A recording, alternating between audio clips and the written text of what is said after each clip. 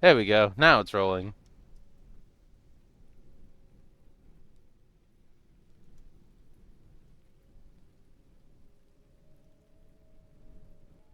Let's see how well I remember last session. We started off at a religious site, then Cinder and Morticia, because the name has officially changed. It is Morticia, not Alira. Uh,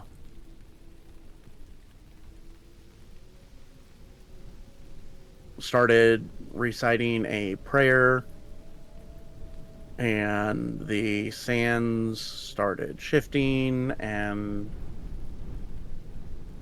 showing.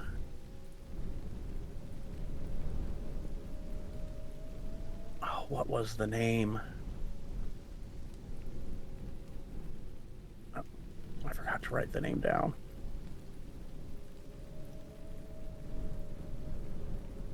Uh, the Last Breath. I forget what the actual name was, but it was the Last Breath of the desert. And Tanith saw a golden heart within the rib cage.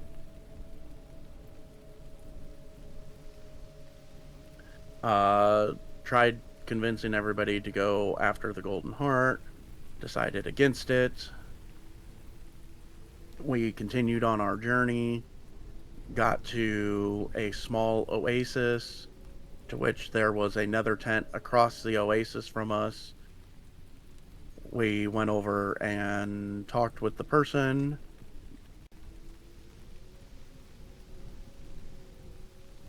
and it was an older gentleman.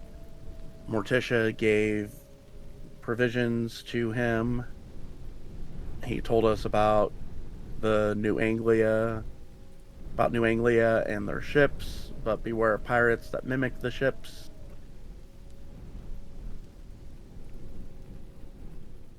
I have in here a quote that was said to Tanith: "May the golden heart of the desert deliver you to your greatest treasure." She watched the guy disappear into thin air, and none of us saw it, so we just figured he packed up and moved on, as we mainly travel at night. Um, During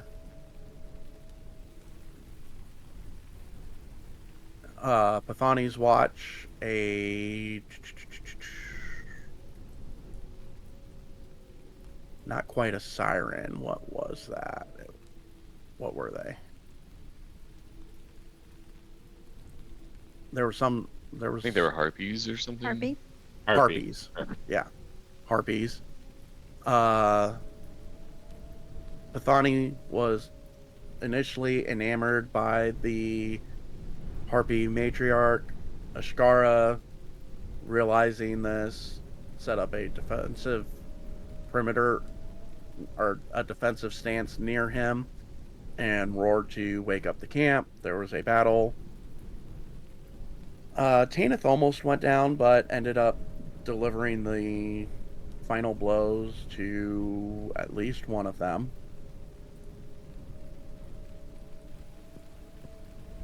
And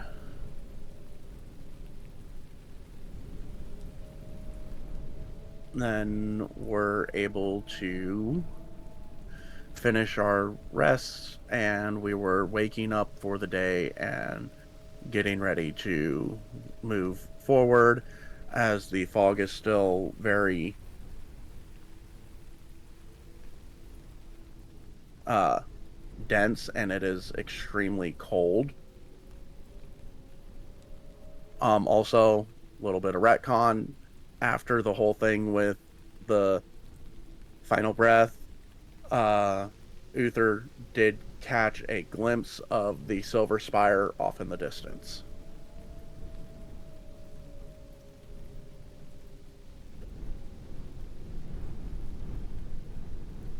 which is something that his character is looking for.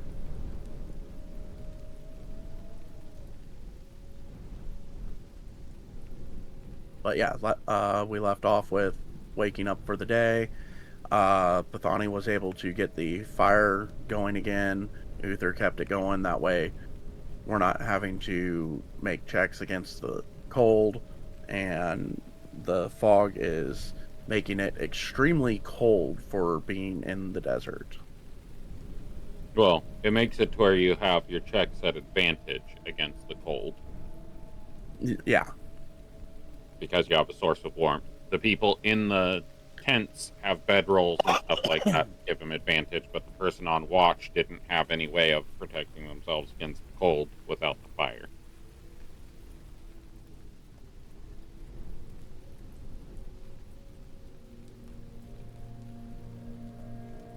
Give me a second. I have to submit a report on my groceries that I received yesterday, because my chips that I was just about to deep dive into are open. Ew. Oh. All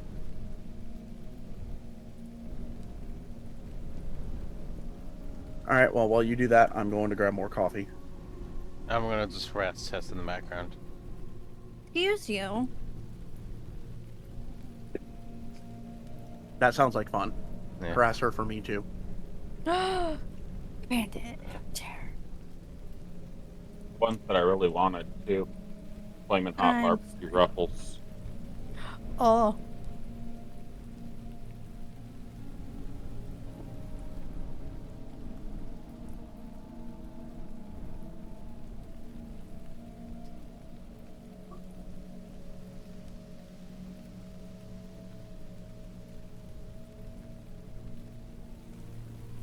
I didn't like the spicy chips, and those sound good.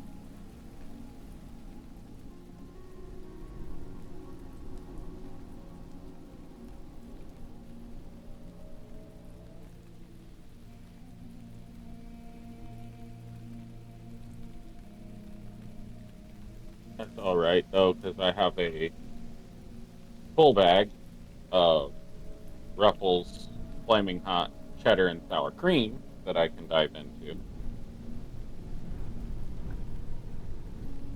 But it's not the chip that I wanted to eat right now.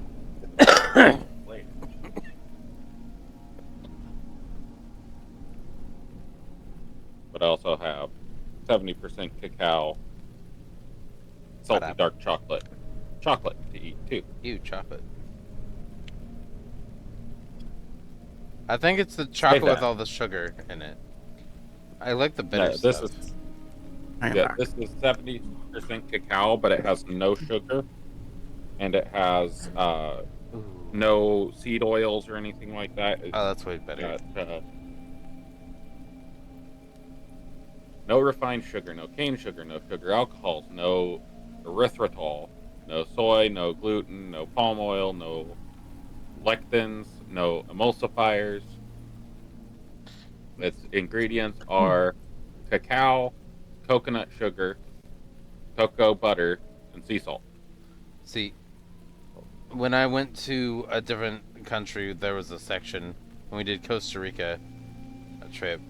There was an experience where we harvested our own cocoa beans and actually made bitter dark chocolate there. I know dark chocolate's better for you, but It it's doesn't taste great. gross. I know drunk on caramel popcorn. I'm aware. Oh, it gets worse with my favorite type of chocolate. It's white chocolate. That's just sugar. It's Basically, yeah. delicious. It is sugar.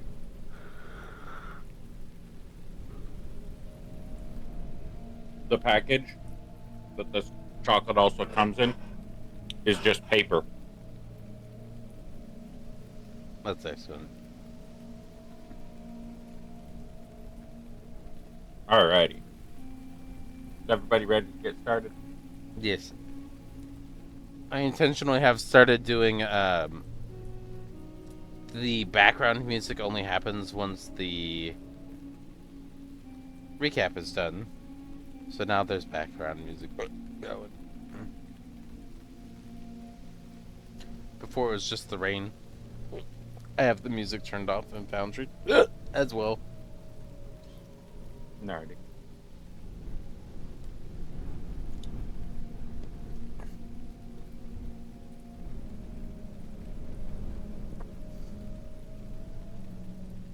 Perfect. All right, Luther, I believe we resolved your watch and that it was. I think we established that it was clear. Pretty sure. And then, let's see, you had.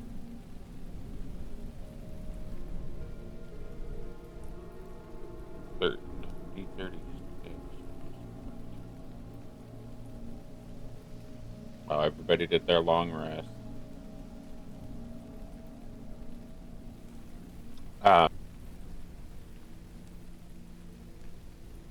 As you come to the end of your watch, just the last 10-15 minutes, the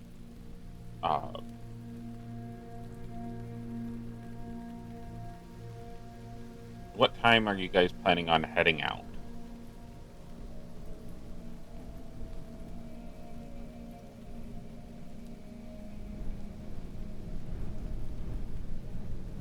We Mm, want to wait until it's actually a bit warmer instead of heading through the night when it's cold. Sure, was it's thinking the perverse weather same here. thing because the fog does appear to be making it extremely cold. We can harvest some stuff from the trees to keep the fire going through the night, and then we can head out during the day when it's a little warmer. The sun doesn't appear to pierce the fog very easily.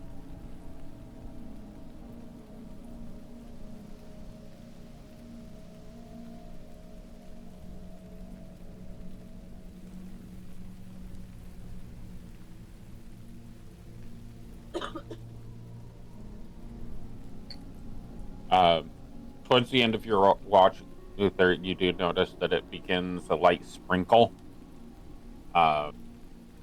Seems that a small monsoon type storm is rolling through the area.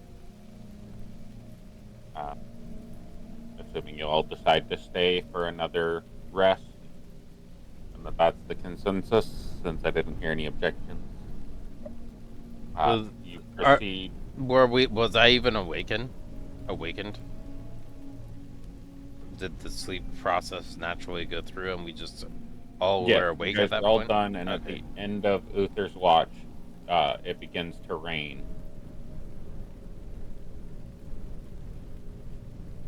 So, you all would naturally awaken,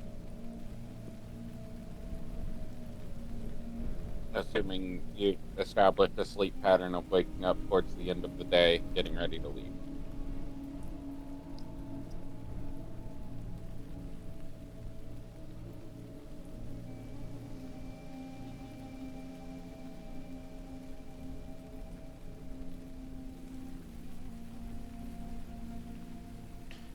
Traveling through a sand-covered environment in the rain is literally just going to be traveling through mud.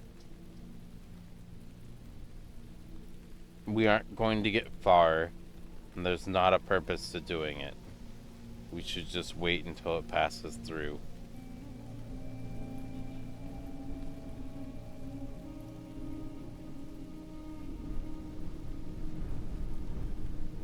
The travel let's- isn't what concerns me as much as the temperature. But that is a good note to make. Shall we harvest from the trees? That way we can keep the fire going.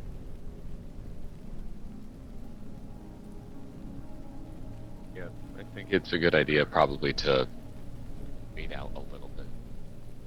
Wait out the weather. We can gather some supplies, some wood here, and then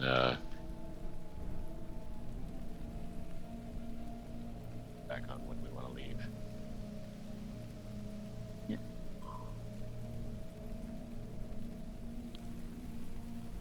It probably wouldn't be like just a bad idea to make sure we have more supplies.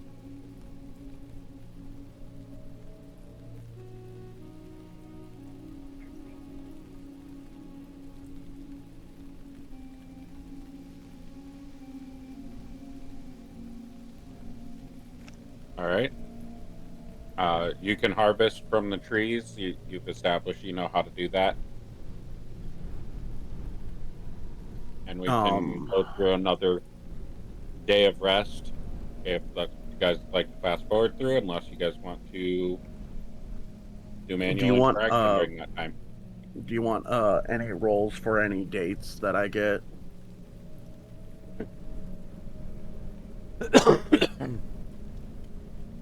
You harvested all of the available dates from the trees last time you did your harvest. Okay, I thought it was just from that one tree. No, you got interrupted in your harvest, but it was assumed that you finished your harvest and got all that was available. The role was to figure out how many were ripe and available Okay. for you. Okay.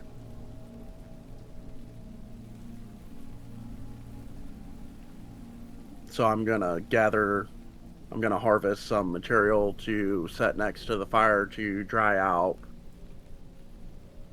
That way we can keep the fire going without having a huge plume of smoke sending up a smoke signal. Every like half hour, Morticia is also going to use elementalism to withdraw any moisture from the fire pit. Put it into a ball of floating water like she's water bending, and then toss it back into the oasis. All right.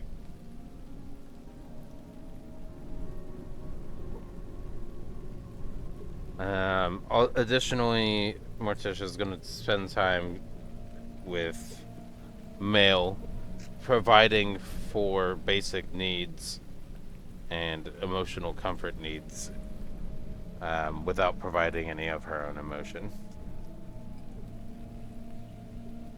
All right. Give me a base charisma check. See how that goes.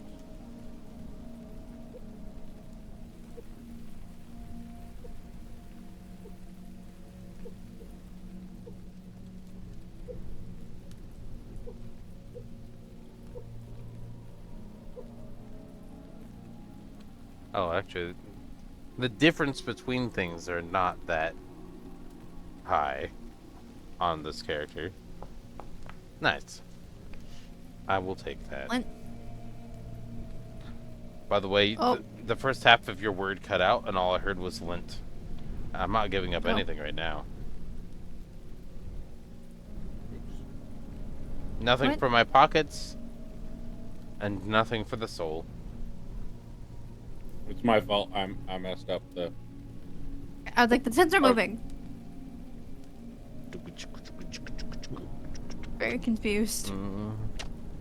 I'm trying to drag one specific thing over while there's other descriptions being done.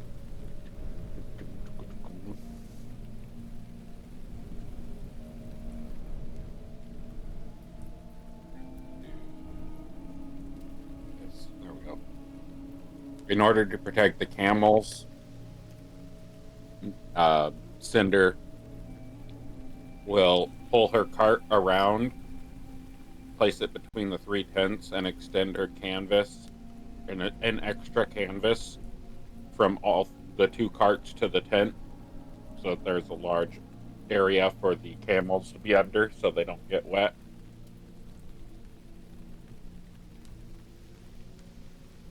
They'll make another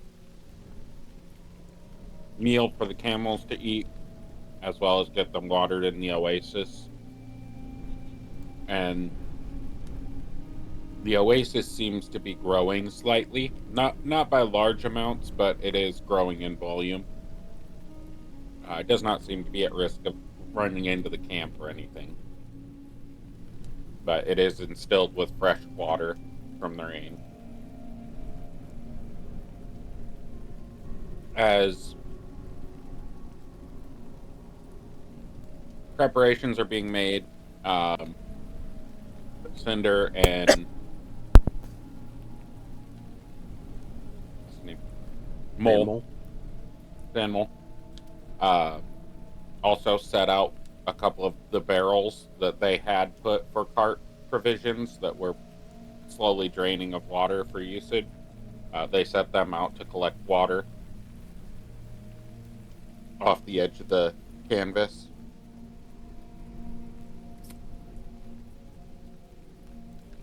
And then Cinder climbs back into her cart and sits at the back of the cart and seems to be like tending to her fingernails and just kind of biding the time as it's been decided that you guys are going to stay around. Your presence seems to be a comfort to her.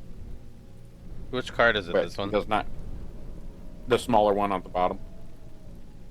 But it does. It might not have an interior on it, but her cart is smaller than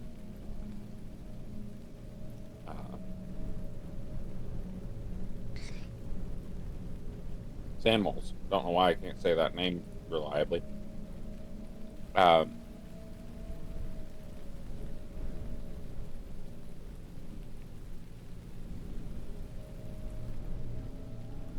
There's peculiar amount of silence that seems to permeate the camp as you all sit very well rested, doing very light labor after traveling pretty hard for several days and having endured the combat. There seems to be a environmental peace that has come about due to this rain. It's usually a good omen to get rain in a desert.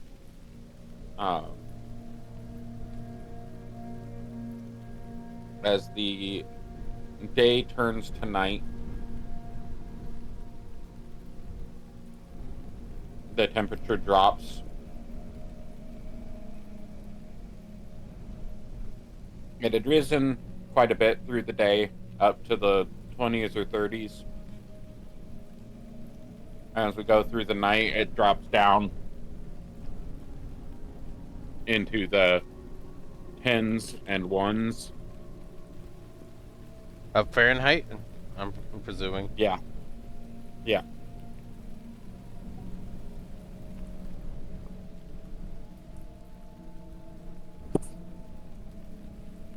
When... Oh, so we are spending another night here, correct? That was my assumption based on the conversation. Okay. We were just gonna stay until daylight. Does that mean staying another night? I mean, daylight's normally when we slept, right? Yes. Yes. So if we're staying And then until it was daylight... stated does- that you should stay until the storm passes. Yes. Was my understanding. And the storm hasn't passed yet. I was more concerned about the weather because the terrain doesn't affect our ranger and his traveling. But it doesn't matter to me. I mean, if that's the case, sure, let's travel.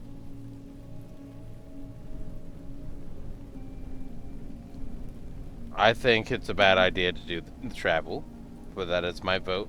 We are in a group. It wouldn't affect Thani, but it would affect the rest of us and probably the carrots. It does specifically say and his group. Oh. We haven't had difficulty traveling while we've been with him so far. Not necessarily. They are not affected by difficult terrain as a movement speed mechanic. Which would That be doesn't mean through... that you avoid all pitfalls of travel. Right, but that would mean that rain mixing with sand creating mud wouldn't slow us down. Would not slow you down, correct. Yeah. But would not eliminate the hazards of traveling in a muddy environment. So yeah. Morticius states, I do not believe that there is a reason for us to travel now, and my vote would be that we do not travel now. However, this is a group, and if you feel that it would be better for us to travel and get a move on, we can. I think we are fine here. It's easier to keep a fire going stationary than it is on a cart and without risking burning the cart.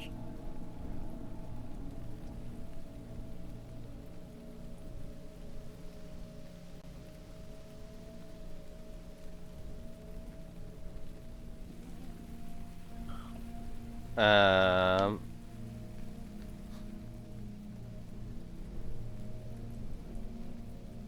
I'm presuming most Right. people. Requesting clarification. We are staying until the storm clears, or until daylight, whichever comes first. Or are we specifically waiting for the storm to clear? I'm specifically voting for when the storm clears.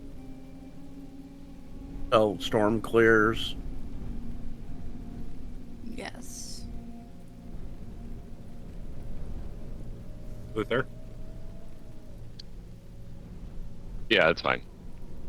It won't care if we stay here. Okay.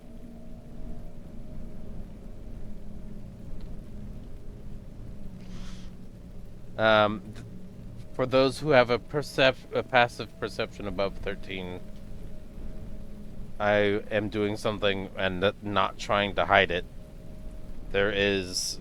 I'm going to put out a torch that sticks into the ground and transforms into a tent.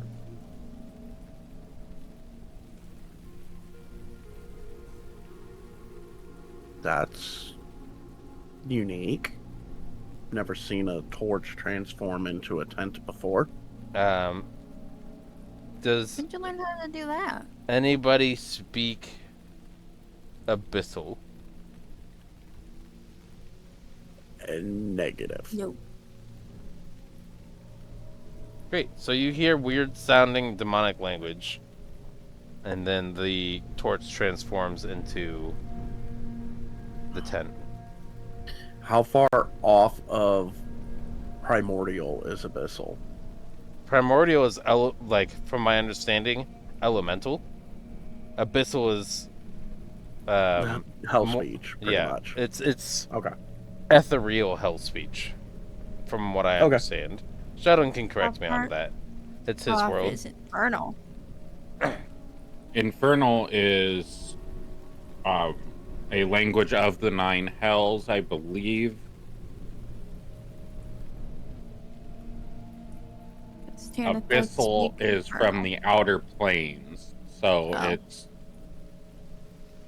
spoken by demons. It's harsh, guttural, and it's a form of infernal script. So it's like a dialect of infernal.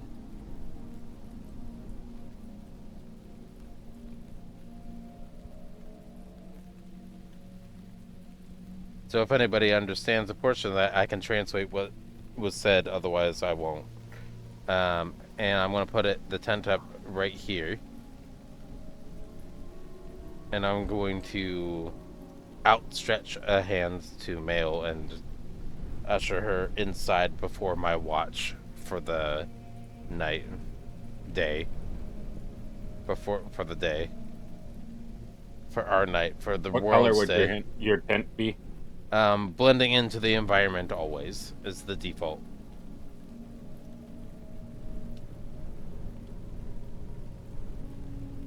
So the color of the wet sand in the rain right now. Yeah, that works. Yep.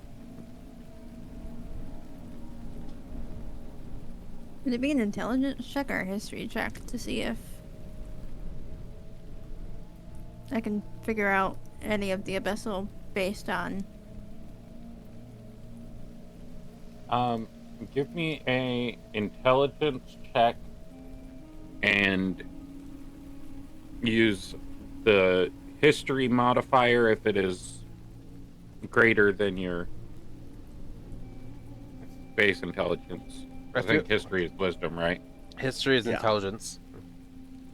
Oh, then a history check. Oh yeah.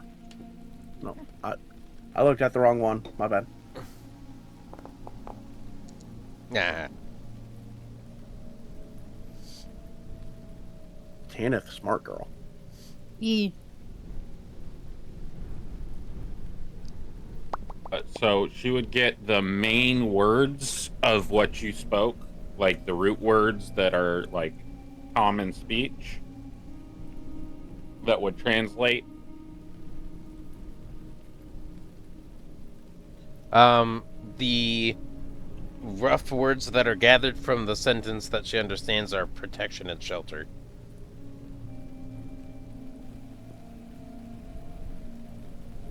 All right. That's what you're able to understand. Perfectly normal. Nothing sketchy here. George becoming a tent. That's unique. And then I'm going to offer the handout to Mail after I place that into the ground. What's this? An additional place of safety. From what I've experienced, it's more suitable to a decent temperature. I think your body will be more comfortable inside. Okay. And she will follow you in. And once I'm there, I will say, I do have my watch starting. I will be back. When she enters, you know how the environment works. Yep. So she experiences that environment.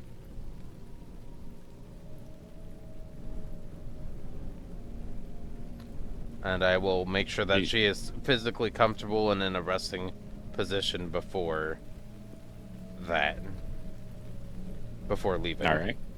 For my shift in the watch.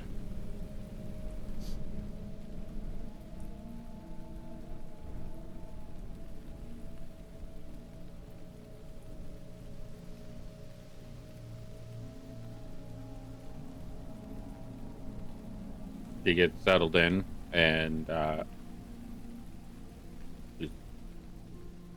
eventually grows tired and falls asleep in the middle of your watch. Great.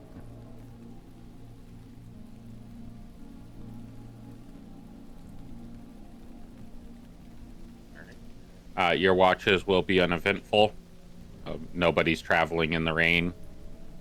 It's too dangerous to travel in the rain like this unless you are very, very comfortable with wet sand, which most people aren't because rain is very rare.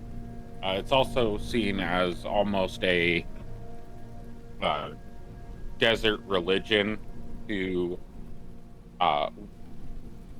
at least provide reverence to the rain when it comes and respect. Yeah, I was gonna say it sounds So most people disrespectful don't. to travel in rain at this point. So most people tend to treat it with a measure of respect.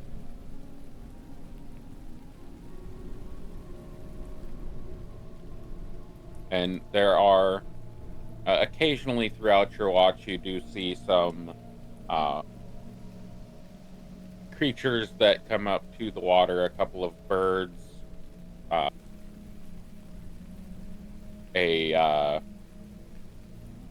several like desert rabbit hares.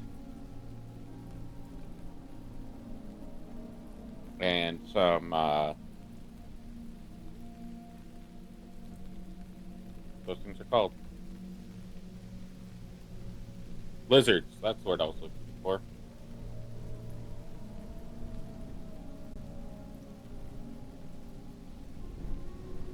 Some lizards. There is a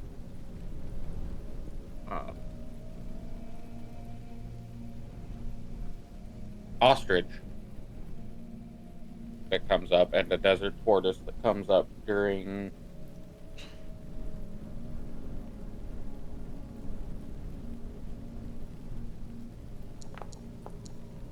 Tanith's watch.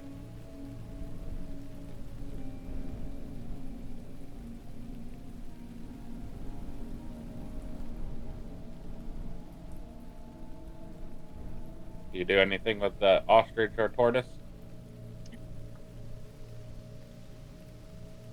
Who was? Tanith? I'm going to try and pet both of them. Give me an animal handling check. Okay, give me another one. So this is how I Nice. die. So we're gonna do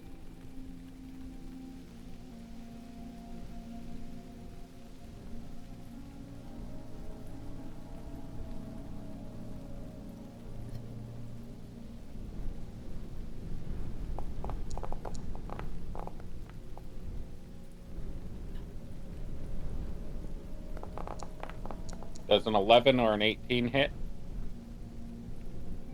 18, yes. 11, no. Okay.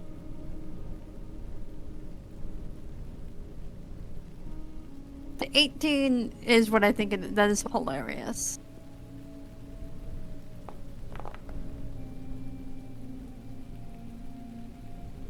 The ostrich bites you on the top of the head. Pecks you on top of the head. That's going to be the other one. So you take 6 damage. Okay. The turtle seems to be just bumping your shin with his shell, with his head retracted.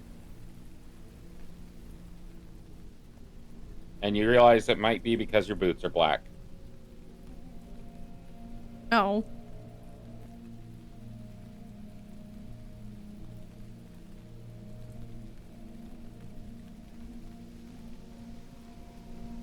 After the failed attempts of trying to pet both of them, I'm just gonna leave them be and let them do what they do. I got attacked. I'm not trying to get attacked again. Yeah, that was an at 1 and a 7. Yeah. I tried to be this princess. It didn't work. It worked with the camels. You're the escort for the Disney princess, the one that the animals always hate. I did. Wait, I was. does that make Shrek also a Disney princess? Because all the animals love to be around his swamp. Yes. Get out of my swamp.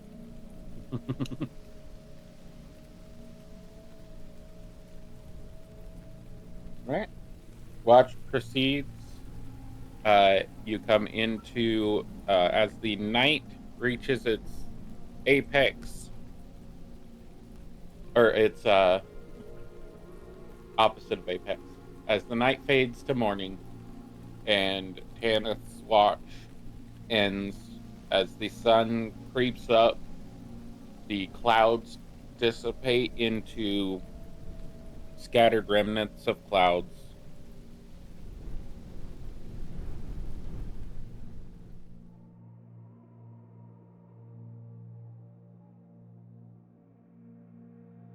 And at about 7 o'clock in the morning, 8 o'clock in the morning, somewhere around there, we'll say 8, Tanith's watch ends, and the skies are semi-clear, but there is still a smoke that rolls across the land from the local fires. This is like wildfire smoke.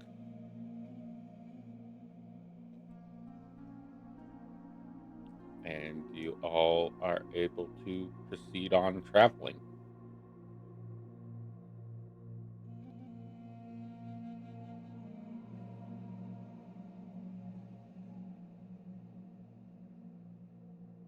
As Mel wakes up, what does she wake up to? I'm in the tent as well, nearby, but not overtly close. I would say with like 3.5, 4 feet apart. When there's a lot of other space in the tent. No physical skin contact, but she is, Morticia is asleep nearby.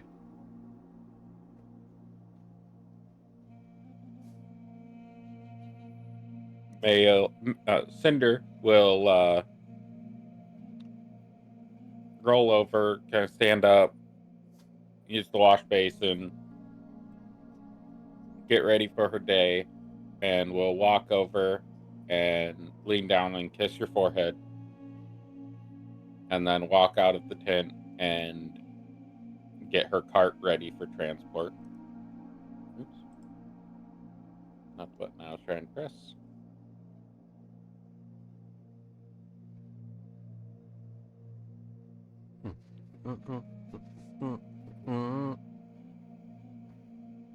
Where are you keeping that sand coin that you were given? Probably inside the backpack, although it does say in a pocket right now, but I also don't have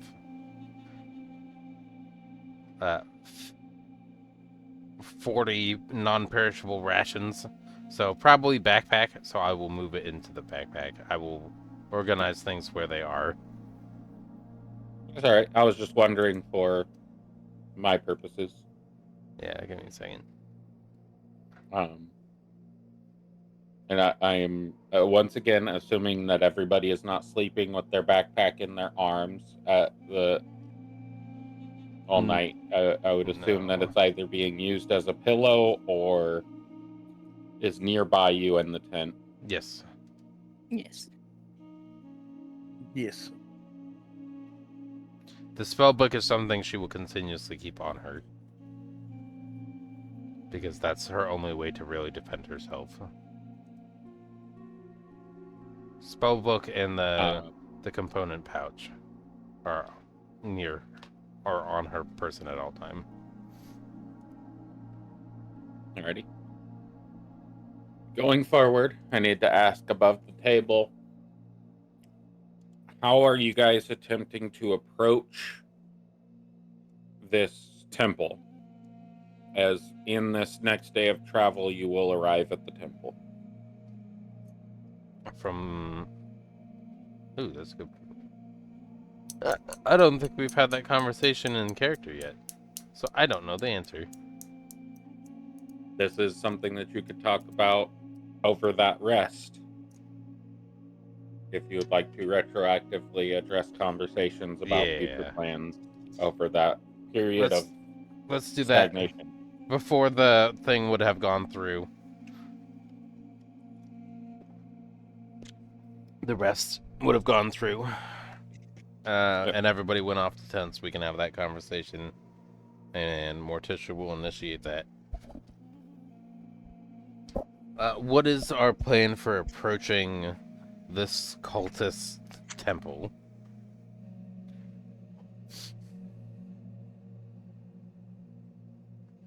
Well, they don't advertise and they're not recruiting, so I don't think us just walking up to the front door knocking would prove very beneficial. I would like to clarify, the statement on that missive was that they are not recruiting in the Oasis. Like they are asking for members to join, but they are not. There's no recruiters. There's nobody in the Oasis that is like a connection point, is what that's supposed to be specifying. Okay. Where Well, was then where was that message that placed would again? Discord. Was that? Yeah, I think I put that in Discord. could we not just walk up to that would change my answer then. Could we not just walk up to the door and try to infiltrate from the inside?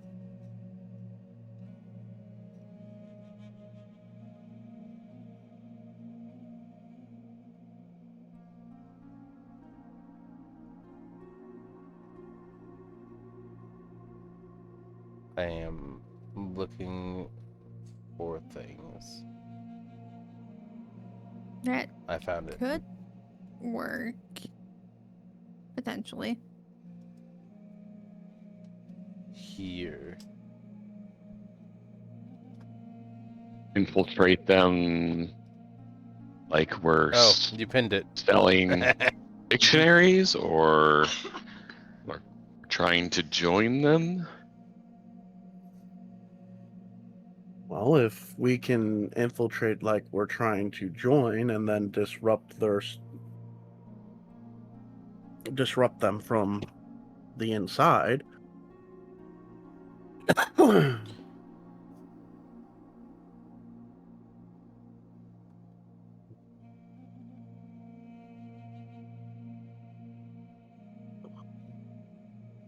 Not a professional grifter. I work at a library. So maybe a little odd that I'm not going to give up current practices to burn anything that I might find to be sacred, like books. And they seem to want to burn everything.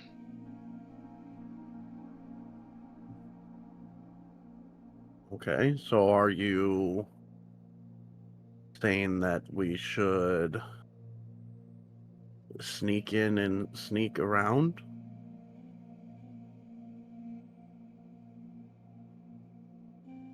We could try to sneak Maybe I'm into not the one to ask about back. sneaking either. If subterfuge and sneaking are going to be the primary means of accomplishing this, I'm not going to be a strong contributor.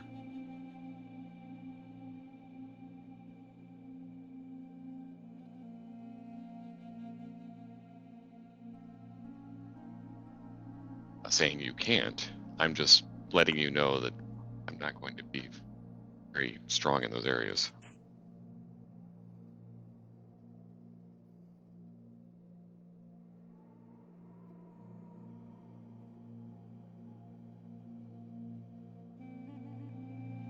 Hold on, give me a second. Somebody's at the door. I was not expecting the doorbell to ring. I'll be right back.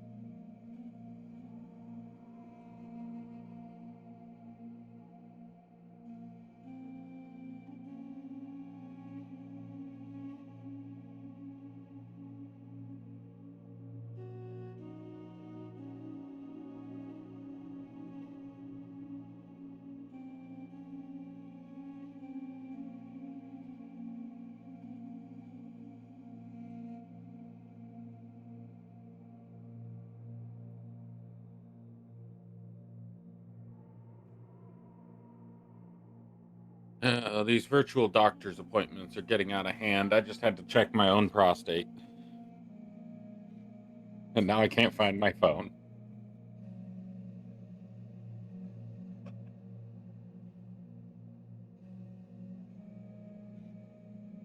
not asking for clarification on that. I was gonna say, what? I thought it Great. was a funny statement. Pray tell, what? Oh, you No, want me to no, tell you about it? Okay. Don't No. tell. I don't want to know. My good sir, what the fuck? There's just all this telehealth stuff going on. It's like, yeah, you got to go buy your own X-ray machine or rent it. So they'll ship you the X-ray machine so that you can do your own X-rays at home with your telehealth provider.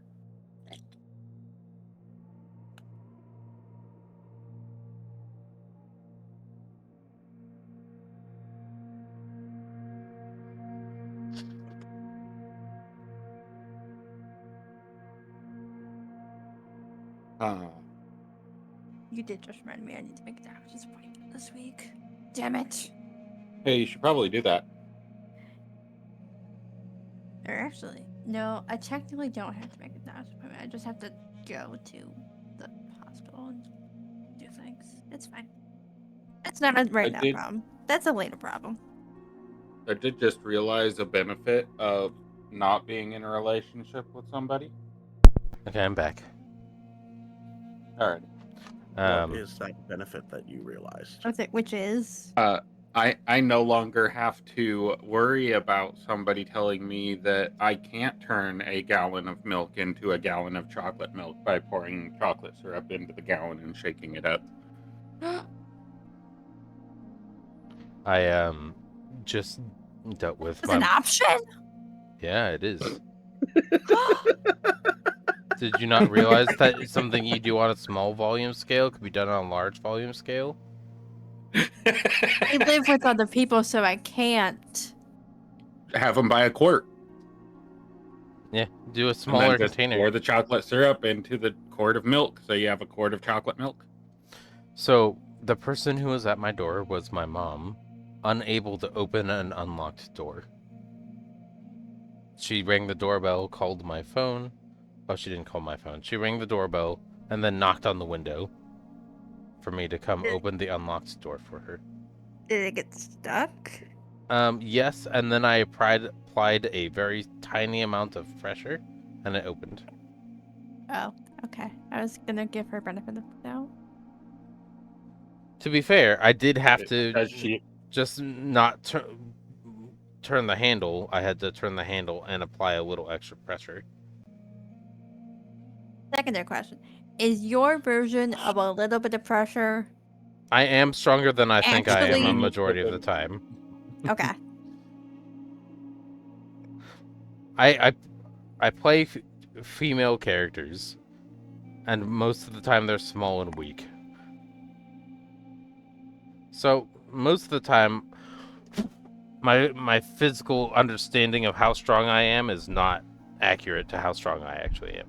Okay. Even though I know I am a cisgender male that has been through the military, I still feel like my strength is not because I don't actively exercise. But there is still underlying muscle there that I know exists. Because I say, because your version of a little bit, my version of a little bit, are different. My Which is version of a why- little bit broke a glass when I tried to wash it. Which is why you play small, dainty female characters for the. Oh, I don't know. I would say probably a similar reason that I play the big, beefy, strong male characters, because I don't feel like my physical strength in reality is where it should be. The reason I play female characters is because in gaming I prefer the audio of a female in my ear instead of a male grunting in my ear. And women are prettier to look at. That is the reason I have those. I do not want to be looking at another man that isn't me. So, female character. Yeah, typically video games, I do the same thing.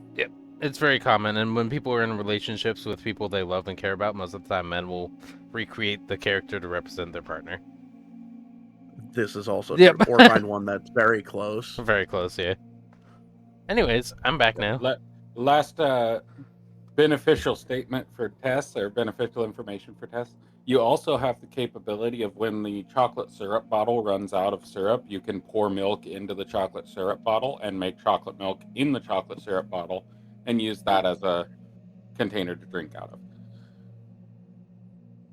Ringwell is fascinating. I've made coffee in bowls before. I've even made coffee on plates.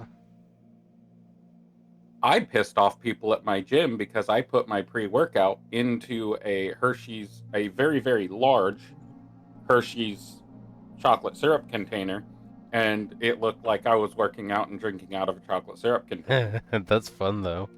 I've also done blue Gatorade in a very deeply cleaned Windex container and sprayed that at work. I took it with me and was drinking Windex, but it was blue Gatorade. Yeah. Sir. Now, see, Sir. All right. I've done similar to that, but it was vanilla pudding in a mayo container. That's a good one. It kept people away from it kept people away from me at work, which is what I wanted. Gentlemen. Why? I have expressed my reason because it kept To people away keep from me. People away from us.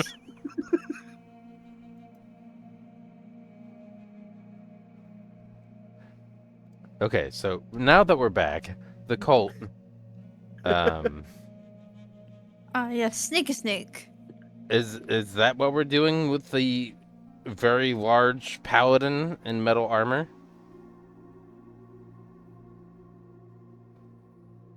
Who likely will be I think quite you're awful. referring to me, but I'm not a paladin. Oh, I definitely just presumed metal armor. It is metal armor. You're correct. Okay. Everything except classification of the class. Metal You're fine. armor, I just in character Morticia definitely, and me. Based off of your application, I presumed paladin. Is what is actively happening right now. Because I didn't even look at what your class was at all. So, you're fighting paladin.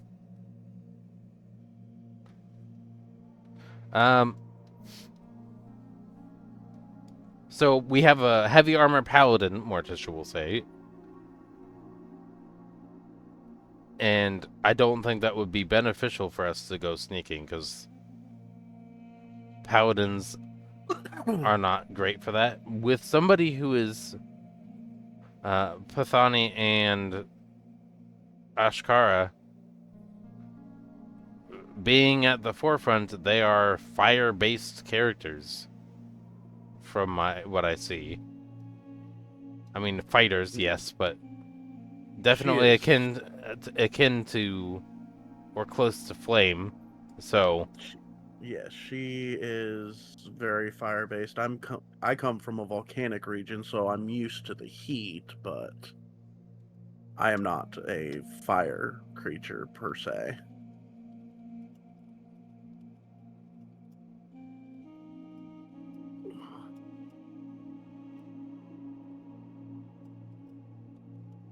So we can't sneak, and we're not going to infiltrate and disrupt them from the inside. So do we just walk up and kick the door in?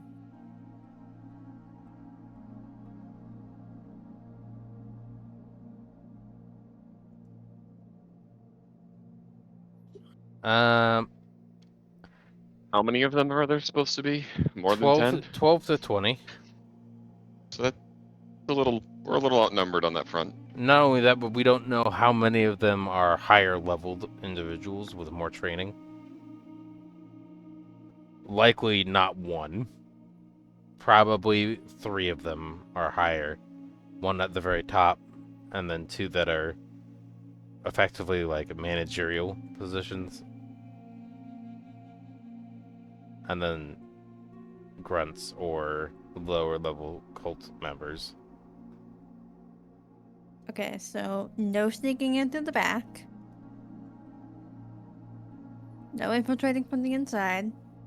No fighting our way in.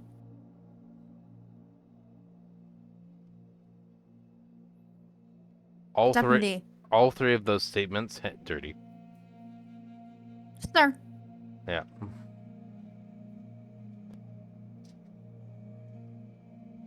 So I feel like the conclusion that we've reached, or at least from what I can see, is conflict is likely not the way to go unless we want to. I don't believe that fighting through a fortress intentionally designed to be well defended is the way to go. So front line kick down the door is a bad option.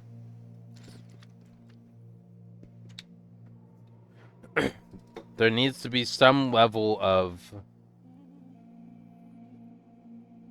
providing falsehood, persuading, or charismatic involvement as the primary method. And then if things go poorly, devolve into chaos and combat. Because we should probably try to take out and get as far into that fortress or their settlement as possible and take out some of the more difficult people before then dealing with the easy ones later.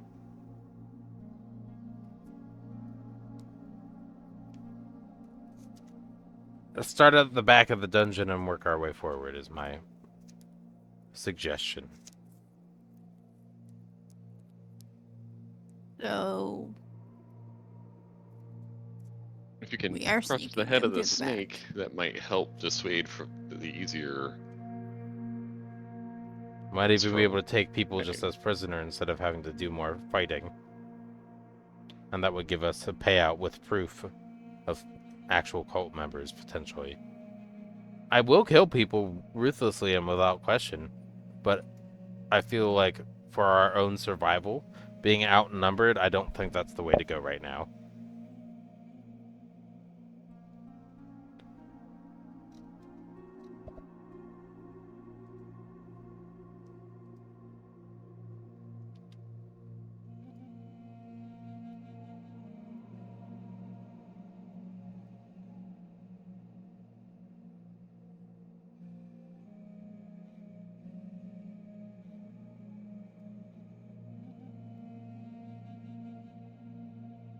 So, are we going to try to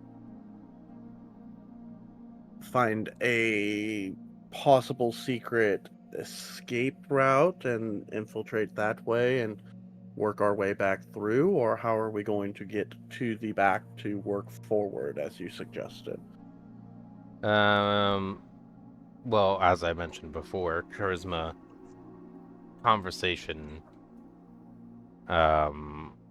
potentially joining as recruits, but we need to be comfortable with falsehood, or being comfortable with falsehood is something that I quite heavily struggle with. If asked a question, I'm probably either going to not respond or respond truthfully. So it's better that I'm not the one to talk, because if I do, I will be honest. I also am very bad with the charisma thing.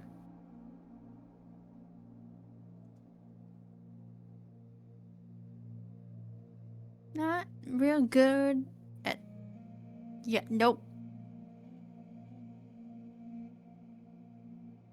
Why I suggested just sneaking into the back. It felt easier. Dirty. Above table, sir.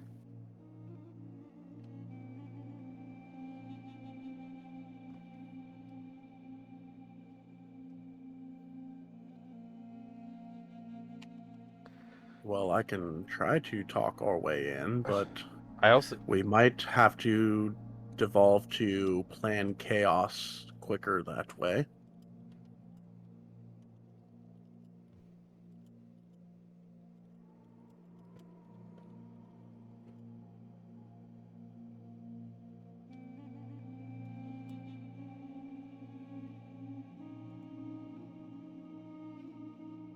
We could try finding an alternative entrance. I'm just providing those two as our primary. Chaos will happen. It's just when it starts and the location it starts. So fighting the more aggressive and powerful ones might be the way to start. Although taking out some of the few, I'm not sure. All three are viable options. We just need to be prepared for a heavy encounter and violent combative assaults to get through, and maybe that's what we need. Maybe we need to slug through a few, and then at least that way we have the potential of backwards retreat. Whereas if we go all the way in, we have to fight our way all the way out.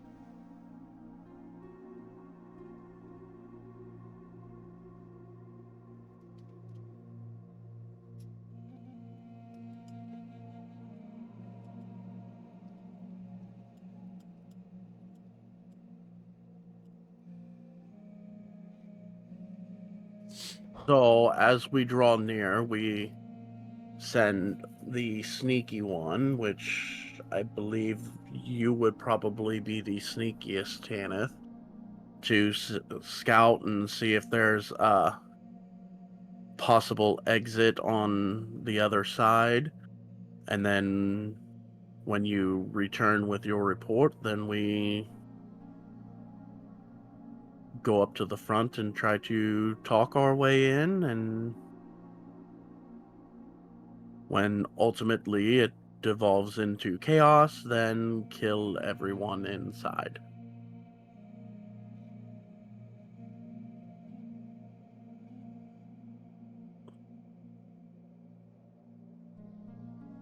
Is that accurate description of what we are planning on doing? I'm finding a vantage point at the back, but then we're going through the front. I'm confused. You're just scouting to see if there's a way that the leaders could escape if we go in through the front.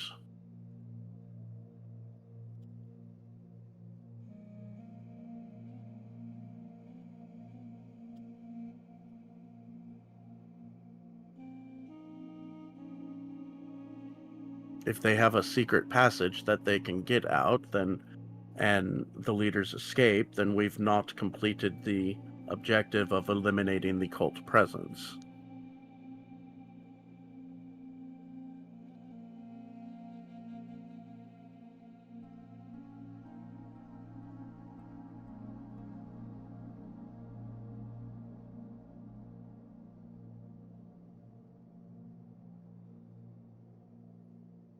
They also are known for having a hostile disposition, so Uther's method might be ideal for this too, where we just approach even just the front gate and then take out who we can from there. I can make sure to have ranged instances available. Ashkara can fly. I don't know people's climbing capabilities, but I think... Ashkara cannot fly yet. Okay. Then...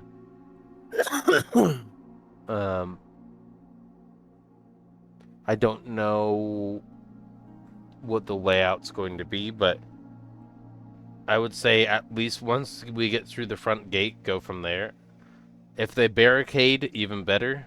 If they send out reinforcements, that's fine. We'll just get to the point of retreating behind outer walls to take cover.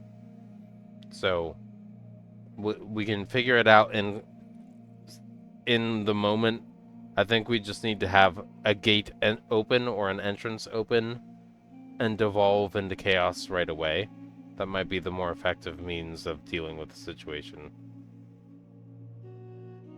As much as I would like to play it smart, I think the best way to play it smart with a group known to be hostile could be just brutal aggression, because they might not be expecting brutal aggression on their home base. And as you say that, I'm gonna reach over and pick up my great club.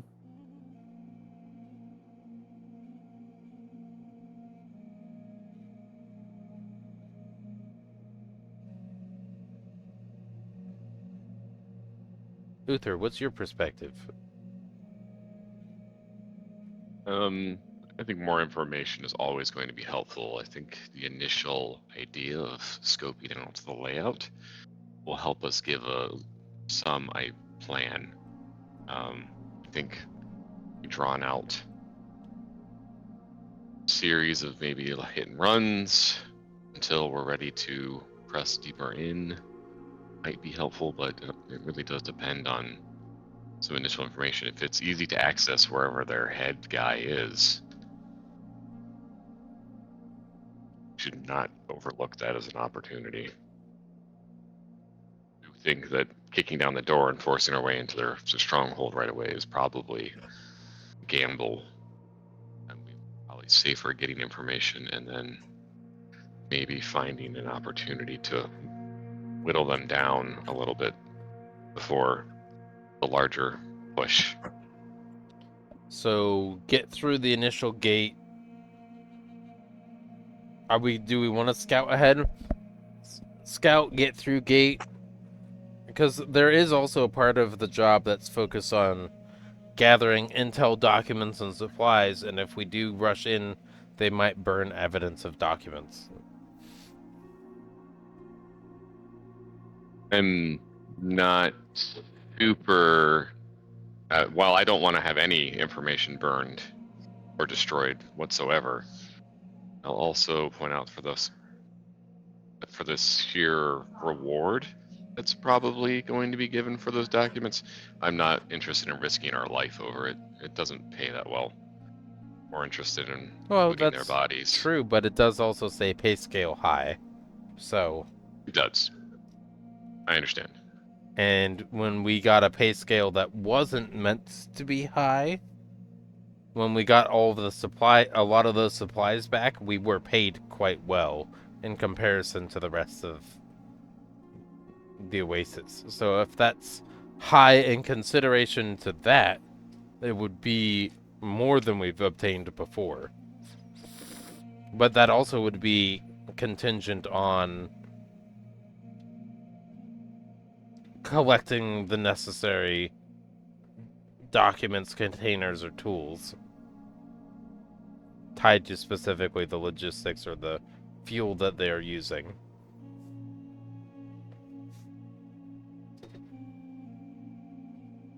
It may all be very well true.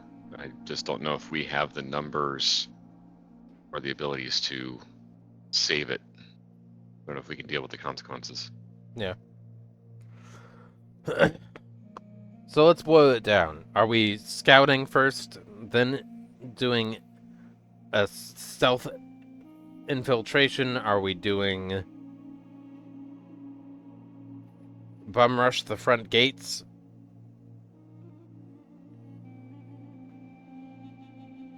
I'm open for anything. I don't have any new spells to prepare. Everything I have is effectively active now. So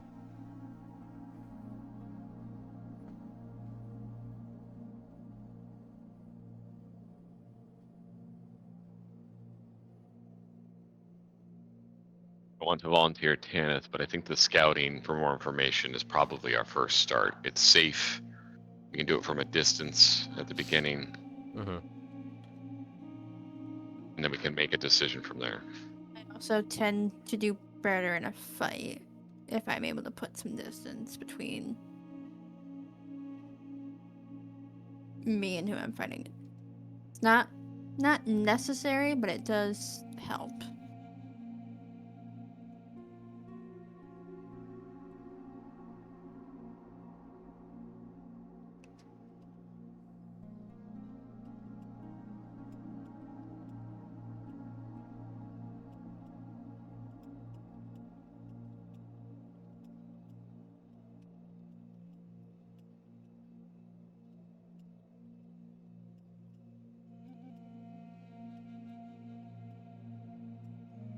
So you're approaching staying at a distance, letting Tanith scout, and then potentially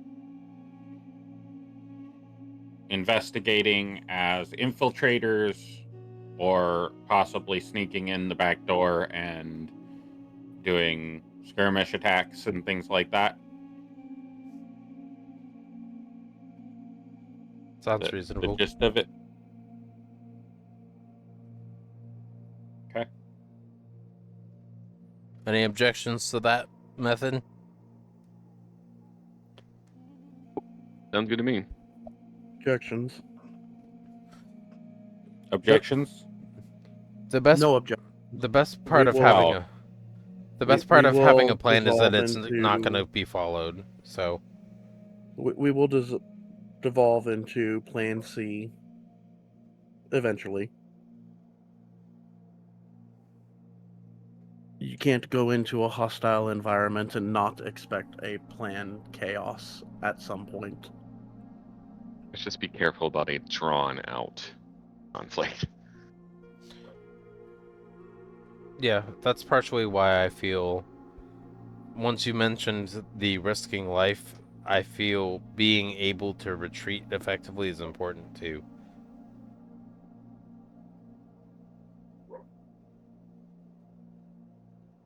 Providing cover fire while using retreat is probably going to be something we'll need to do.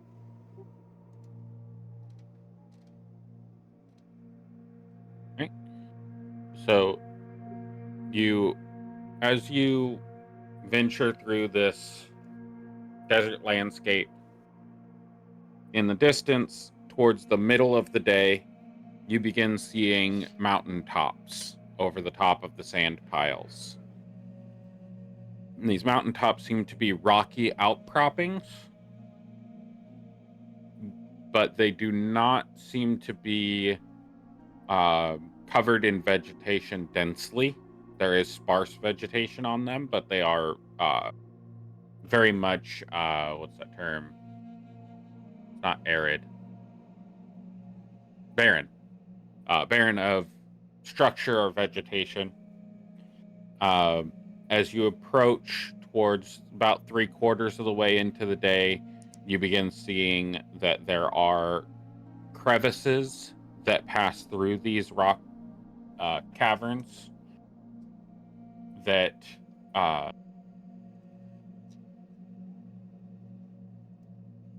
basically dissect the mountain, and you can see carts coming in, very small skiffs, individual skiffs coming into the area with people and a couple of people walking that are coming down into the base of the mountain range and traversing alongside it. You also see some carts that are leaving and heading across the oasis. And as you approach a little closer, you can see that they're inside the crevice where the most of the traffic converges. There is a what looks like a gatehouse built between the crevices, made out of fallen stones.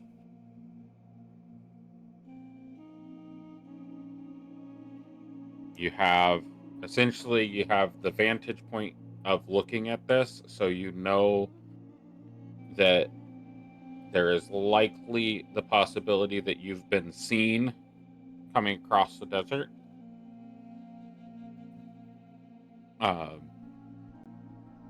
Kind of hard to miss. The sun rises at your back, so it's kind of hard to miss an object coming over the horizon. But with as many people as are coming and going in this area, you would know that it's not going to be seen as odd if you make a turn to go to a different section of the mountain pass. Right. So, realizing that, I will communicate to the others in a raised voice so it can travel between the carts, but not loud enough that it echoes upon dunes. I don't think stealth is an option anymore. I'm sure they're aware that we are on our way in their direction, at least.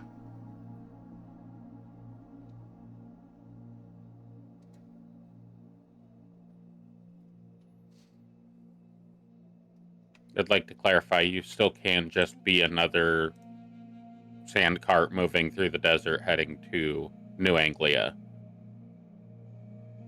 This just happens to be a pass that people are using. There are several other passes in the environment that you could be heading towards. Okay. Traversing across the desert and reaching a landmark and then changing your direction based on that landmark is not at all unheard of. But do those caravans approach the walls of where they're going? Most of the landmark? traffic that you see is leaving that vicinity. The main traffic that you see approaching are sand skiffs. The carts that you see are almost all leaving the environment, not approaching.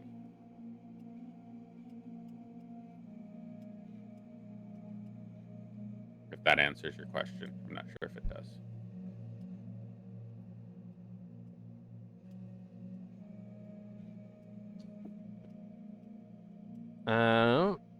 So I don't think that trade routes going to New Anglia would approach the cult's walls asking for directions. I think that most of the time they'll see, oh, this is a landmark, and move a different direction around it. Not Correct. Yeah. Because most of your travel across the desert, you're guided by stars or moon and sun. So you could be 15 degrees off of your direction of travel. So upon seeing a landmark, a lot of people would just, oh, this is where I am, adjust your trajectory and go another direction. So that's not unheard of. You can find a way to continue stealthily. It's just you're in a desert and you're approaching a landmark and they have a vantage position, is what I was describing to you.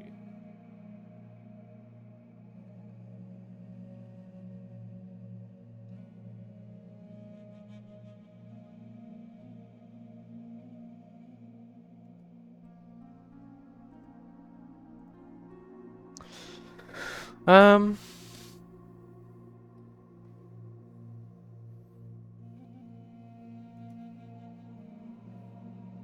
just not gonna.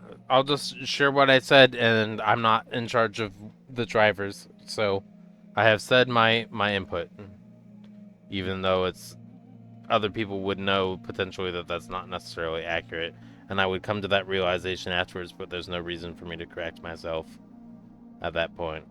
Other people can communicate with me, or Morticia has shared her input.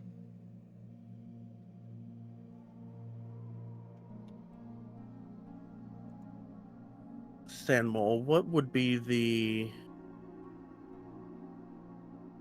standard practice in a situation like this where you might realize you're off course? Would we still be able to... Would it be seen as odd if we changed directions and still gathered a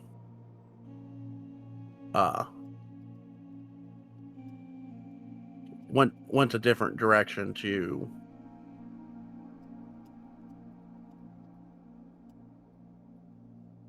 how am I trying to explain this? Would it be seen as odd if we changed directions and didn't approach?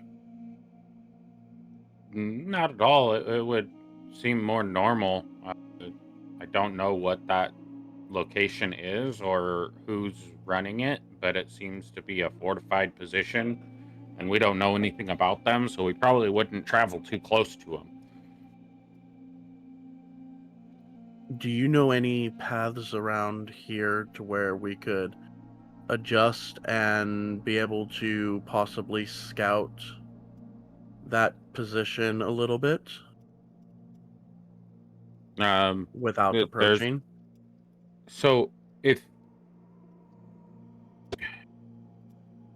you've traveled from outside of Oasis, there is a mountain range that surrounds Oasis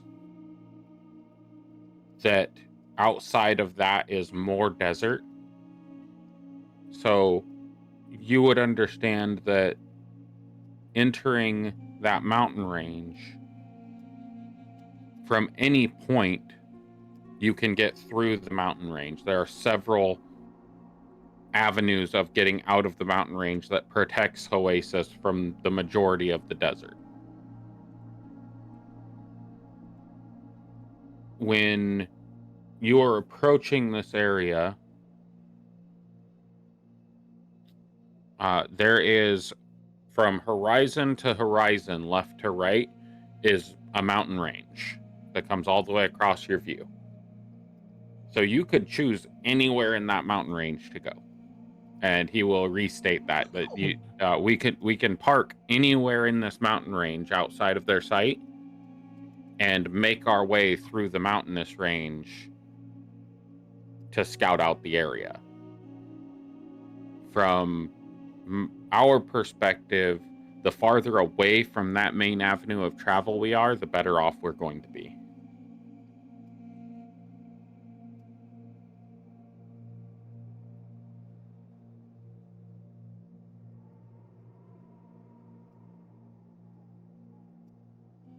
Okay, Uther, Tanith, Morticia, what say you guys about finding another one of the paths to go along and park and scouting from a different angle that they might not be expecting us to scout from?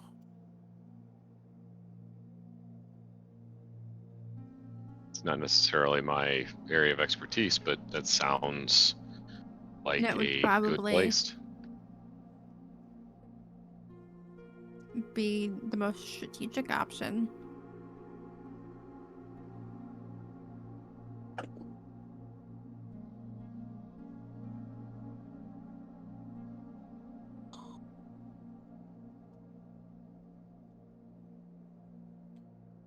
All right, I Sand did Mole, get you image of Sand Mole for you guys. Oh, excellent.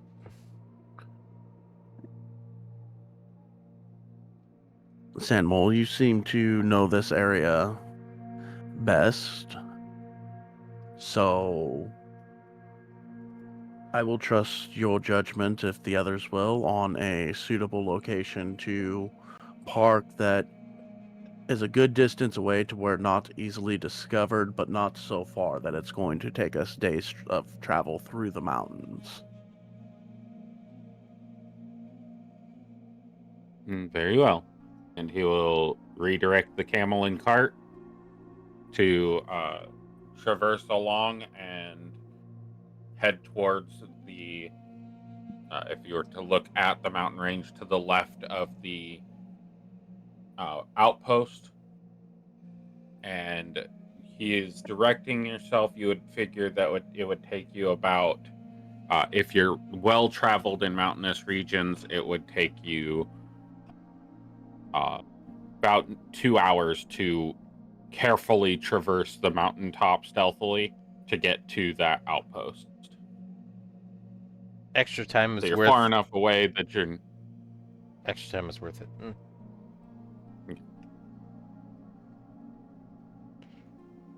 We've already traveled multiple days. The extra duration for ensuring a more cautious approach is not bad.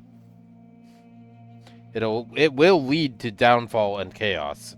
It will be a cluster truck for sure.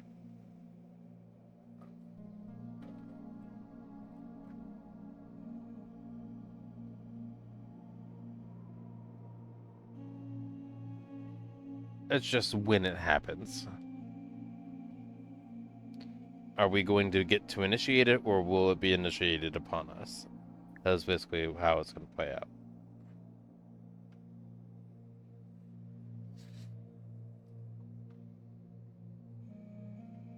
I should have a map of the formation around Oasis and the area that you have traversed so far.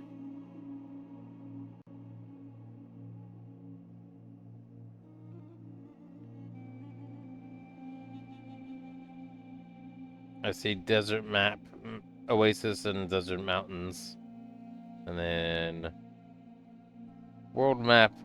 Irrelevant. We don't. This is a pocket Correct. universe. For now. So you have traveled across the west side, a Mhm. westward direction, which means you could be anywhere from northwest to southwest, but you've traveled westward. You would assume that within the like 5 peaks on the west side of the map is where you are right now and are approaching.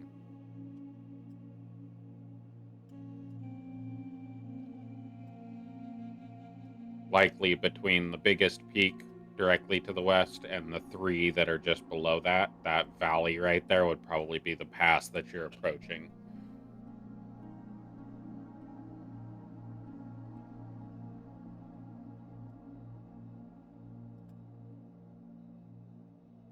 So he parks, and are you guys going to set up a camp? How do you plan on hiding these carts and like, keeping yourself in a position of stealth and safety while you are scouting? How long would it take for us to approach? And how many of us are approaching? I will ask Morticia to the group. Let's do investigation for that. 13.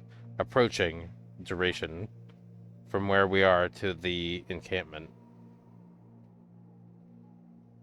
Stealthy, so half movement, which I guess would not be half movement, it'd be normal. Unless it's... I don't know how the ranger's movement works for that. So stealthy movement would still be half movement. Yeah, because it'd be mountainous, be not less- desert. Yeah, well, this is still desert mountains. It's not like It's still a Snowy desert Peak region. Mountains. It is Snowy Peaks, Oh. up towards the higher ends, but it is still considered a desert climate. It's still a desert environment. There are mountains in the desert. Ask me how I know. I used to live in one. But it would still qualify for his ranger abilities. He'd still know how to traverse the environment. For the most part, it would take you about 2 hours to move stealthily there. So if you were to leave, you'd probably be approaching the mountain edge by about 4 p.m., 5 p.m.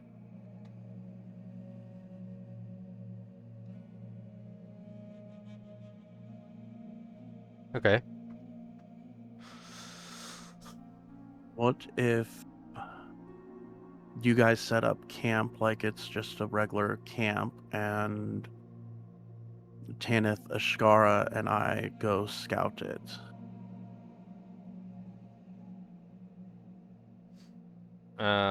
Surprisingly, I am decent at stealth too. It's not my expertise, nor am I proficient in it, but I am quite agile. I mean, if you wish to. If things go Escort- poorly, I would rather go not with be 2 Tanith, hours away.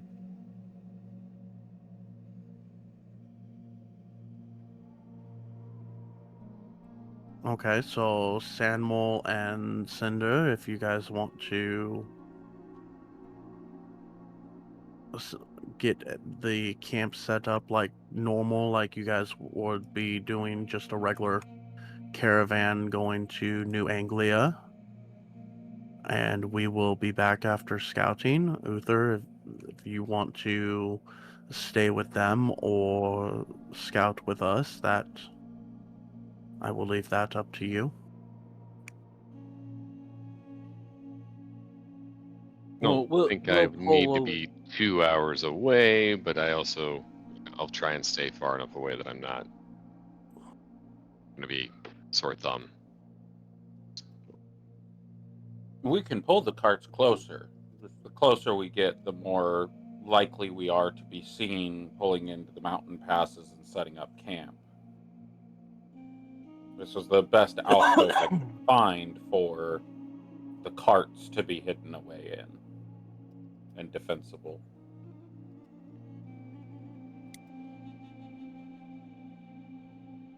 Why don't we start with this then? Just being here, and then as we scout, we'll try and find another place that might be closer along the way. He will relocate you. We'll come back and collect you. He will pull the carts in. There's like a winding cave path that the carts barely fit in, and it comes to a small little opening that has like a rock outcropping all the way around it. It closes off towards the top, and so there's no vantage to be seen from above. And he sets up the carts in there as there's a small spot to turn around in. And they set up the camp and tie off the camels and all that, and the camp is in the process of being set up.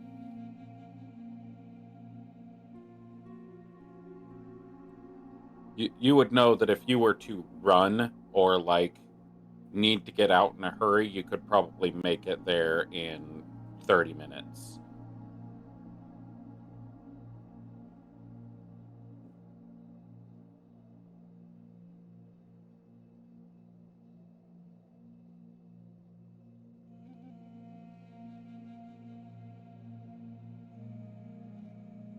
I would rather participate.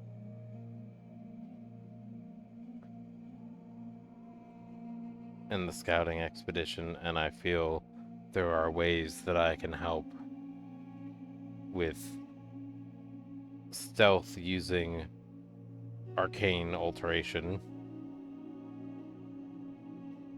Okay, well, why don't we go ahead and begin our scouting and let Sandmole and Cinder get set up how they need to and how they feel best to blend in as just a regular caravan that has taken a break. I'm going to say goodbye to Mail and provide her reassurance that I will make sure I am safe and I come back. All right.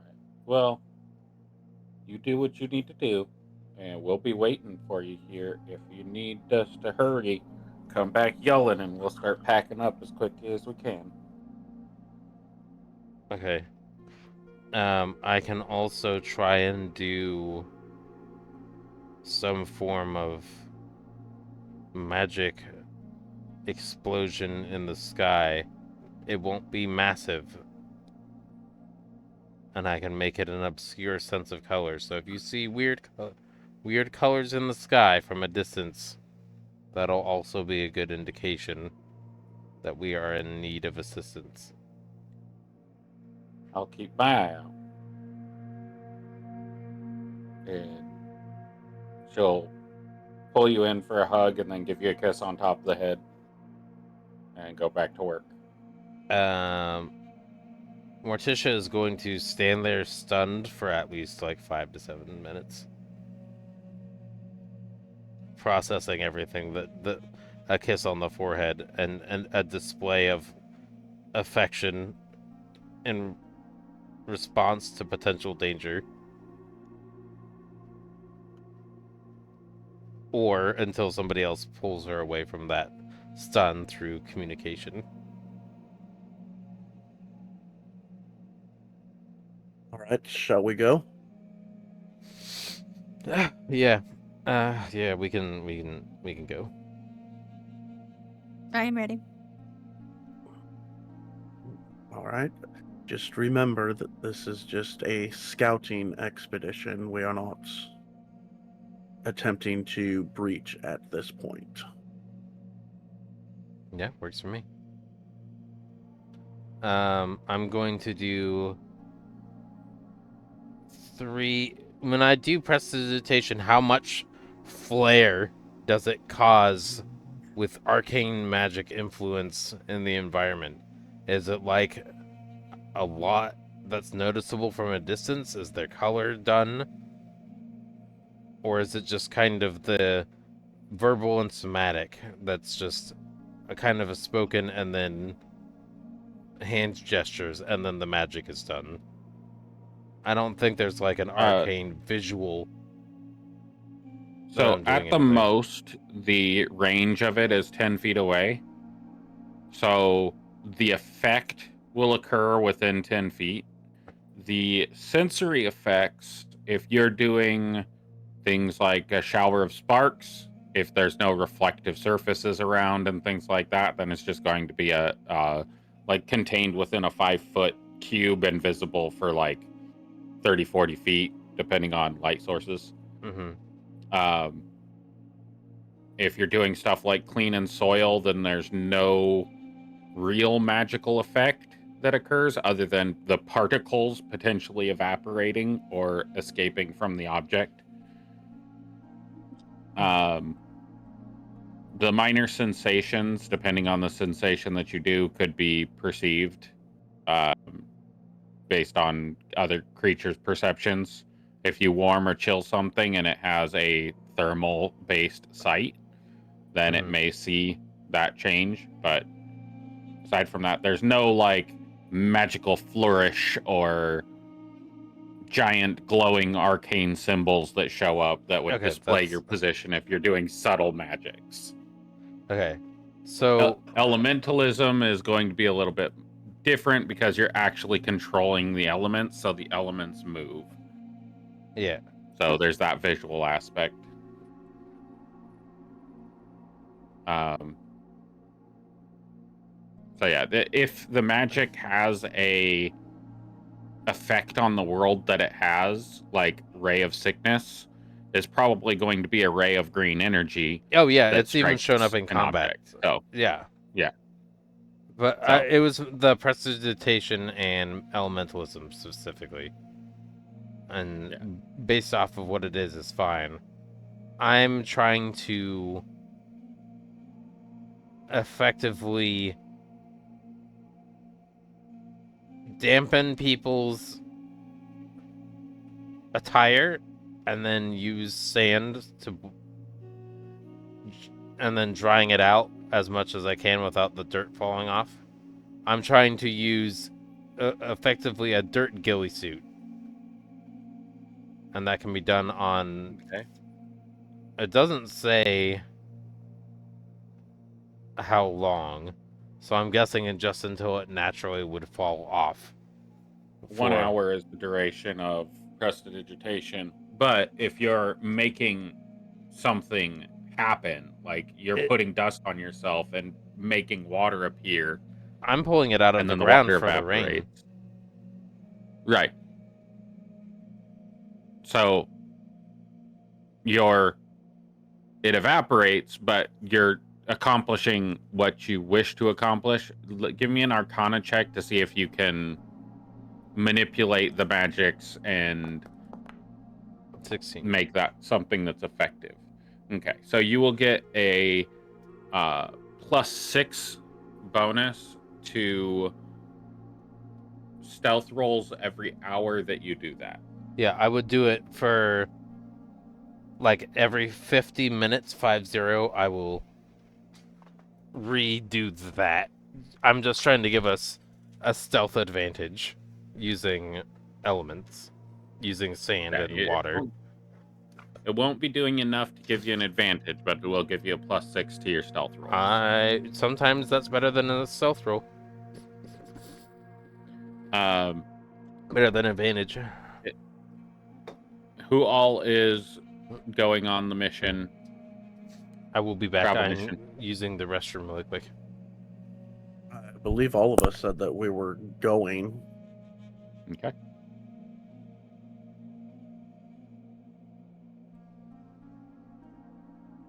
So we all have an additional +6 to stealth. In certain circumstances, yes. I will tell you if you have it or if you don't. Okay. So we will do. You guys have traveled for another hour or 2 hours. So we're at 6:05 when you get there. So we are at 8 p.m. as you approach the outpost that you were able to witness prior. So, can I get...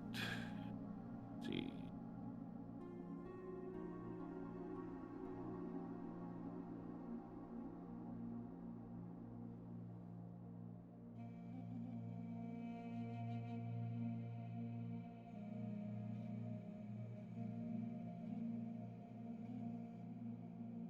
This.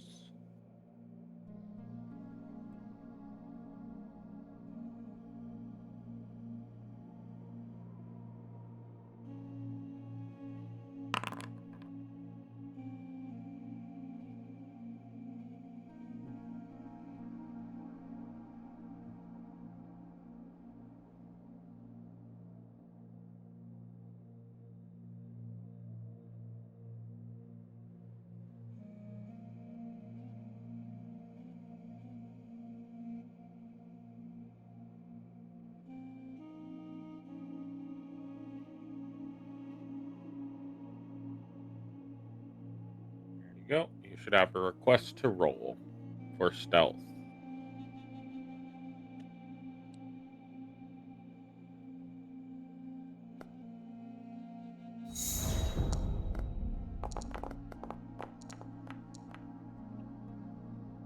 I should have already applied the +6. I was testing that. Did it apply a +6 to everybody? Yes. I did not see what my role was, but it's asking if I want to use heroic inspiration.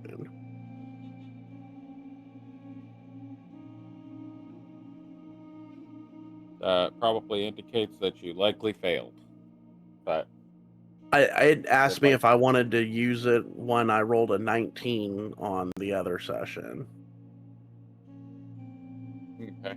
If you don't, just click no, and if you want to use it later, heroic inspiration. yeah, can no, be used whenever. I'm good. I got a 30. Oh, You can use that heroic inspiration if you want things to go poorly.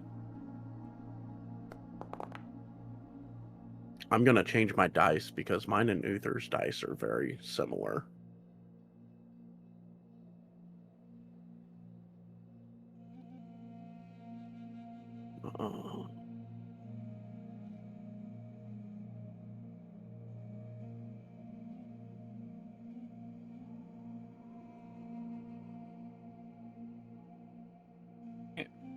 yeah. The +6 is nice. That was a very low roll on the die, but with the modifiers, that was excellent.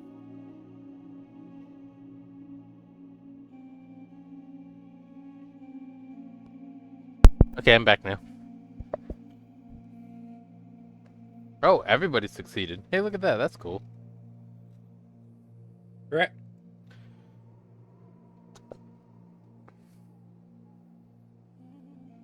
Now, this map is a little bit off visually. It is desert, rocky mountains, sparse vegetation, sand billowed up on the edges with some snow that is partially melted and stuck to the top of the sand.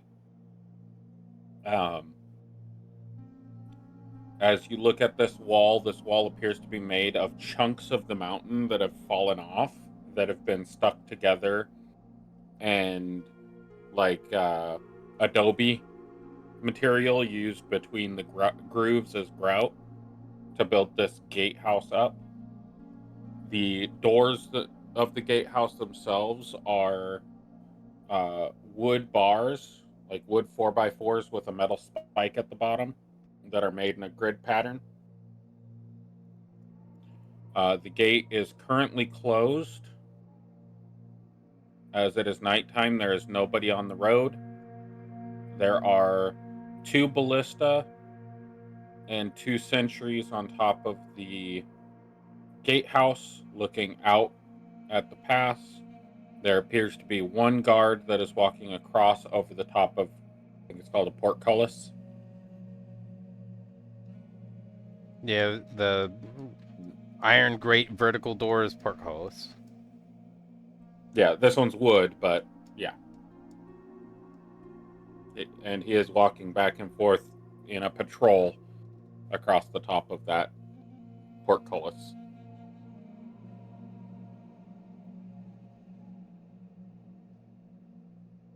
There is a man door on the right tower that seems to be partially hidden by a sand pile that is piled up against it, but you can see the clear evidence that the sand has been pushed away by a door opening. The door is difficult to see as it is there is an attempt to hide it, but you are all able to notice it with your passives. Which door? That we It's a hidden doorway on the right side. You would not be able to currently see it on the map, but your characters know about it. It would be like a flanking position, like Lord of the Rings. Gimli and Aragorn went out the right side of the castle to jump over to the portcullis and flank the orcs. It's that kind of situation on the right side. Okay. I'm going to take a crossbow bolt out and use the feather side to draw in any form of dust that's there. All 5 are here. Why not enter?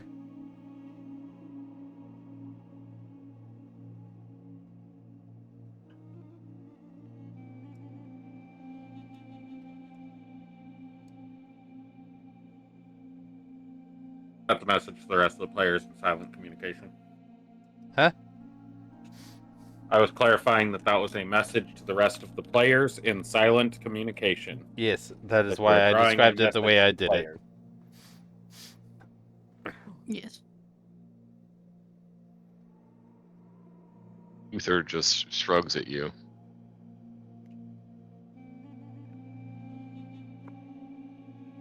I'm going to pull out one of my arrows and right back in the sand. I only see the 1 guard, so if we can get past him or take him out, now might be the best time. Clarification, you see 3 guards, 2 Oh, on the 3 ballista, guards. 1 crossing the portcullis. 3 guards. Are they within?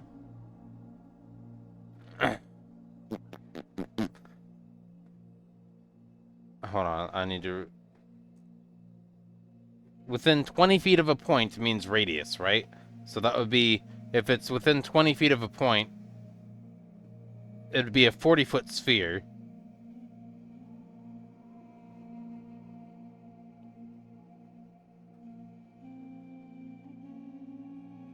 No, they are not within that distance. Okay. Let's see. Grid skills 5. 1. Let's see if that does what it's supposed to do. My grid scale was off on the map. There we go. That's about right. They are spread out over a 75-foot area. Are they ever at a point where all 3 of them are within 20 feet of each other? At most, you could get 2. So you could get the guard that's going across the portcullis on the left side with the guard on the ballista, or the one on the right side. You can get the 2 of them together. So it depends on which section of his patrol route you would catch him on. Okay, I'm using the feather side of. I guess but the bolt wouldn't really have a feather side, would it? It still has still a fletching. does.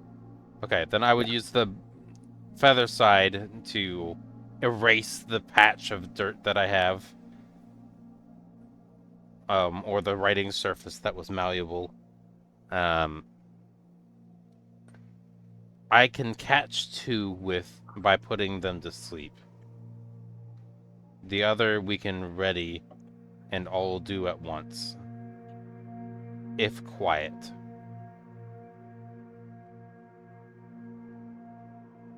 I'm going to nod and use my boot to erase what I had wrote before and knock the arrow. I'm going to take. I my bow need to and be arrow. much closer. She will almost panic and not portray that. I need to. She'll quickly erase and say much closer. And I'm just gonna point with my bow as if to say, get where you need to get.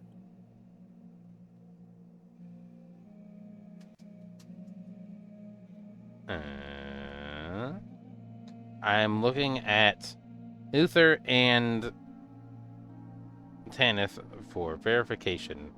Also, since I am looking at them, I want to try to see again about their thing here. Okay, I'm still not aware that they are both in their encumbered state. Great. Okay. Well, unencumbered, but Uther will nod at you. And just one thing to check. I will peek. Is there, since I have a 300-foot night vision for some reason, because I worship Twilight, are any of the humanoids that are walking across the wall elves?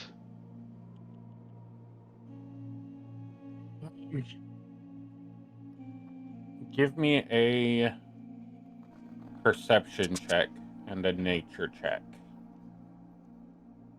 See if you can recognize at a distance the difference between a cultist and a human. Alright, not a cultist. A human and an elf, or a half elf, or whatever.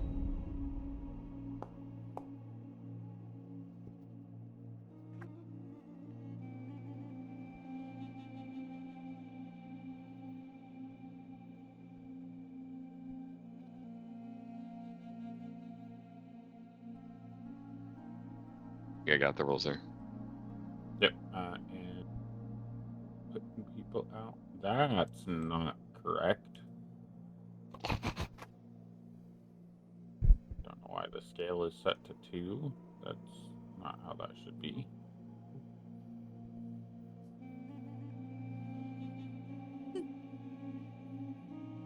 Sorry, my prototype's tokens are all set to a scale of 2 for no reason.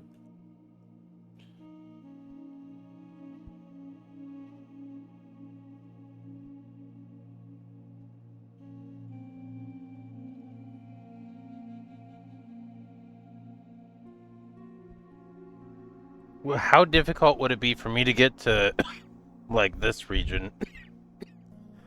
This bush patch. Give me 1 second to have character sheet in front of my face. I cannot tell where you are pointing. Also, Ashkara is not on the map currently.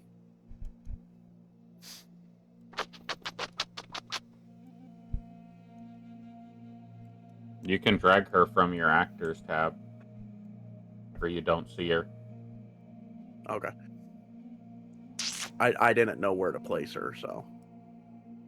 Wherever you want. She's your character. I don't know where to place any of you. You're just placed randomly on the map.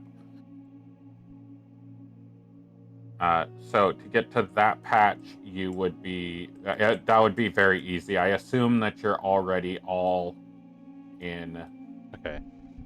this general position. Then I would not have needed Well- to get closer. I just place you on the map. You can move further if you want to stay in hiding and position yourselves effectively. You can do so. All cover that is shown on the map is physically there in one way or another. It might be tumbleweeds, it might be bramble bushes, or something like that. But that everything that is present and visible is there. It So would provide the amount of cover that it depicts. something I'm gonna draw into the sand here, now that I do that, is a circle, or sorry, like an X and then an X. So there's gonna be 3 X's. The one in the middle has an arrow to the left and an arrow to the right.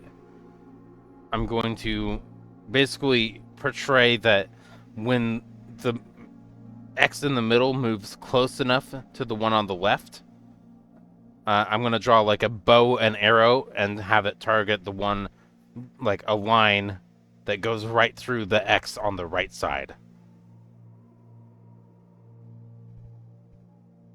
Basically indicating I'm planning on doing a sleep spell on the 2 on the left once they get within range of each other. Okay. I'm going to nod and raise my bow. And I will You be are about 91 feet. Bethany's 91 feet away from the one on the right.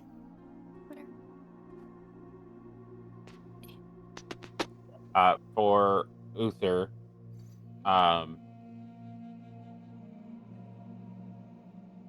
you would be able to see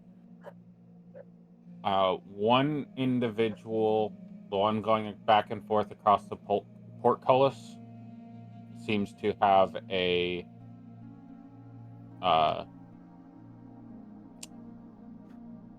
keener eye. He seems to be looking out into the distance. The others seem to have like a squinting face, but they are cowled. So I'll give you a depiction of what you see here in a second, if I can get this to cooperate.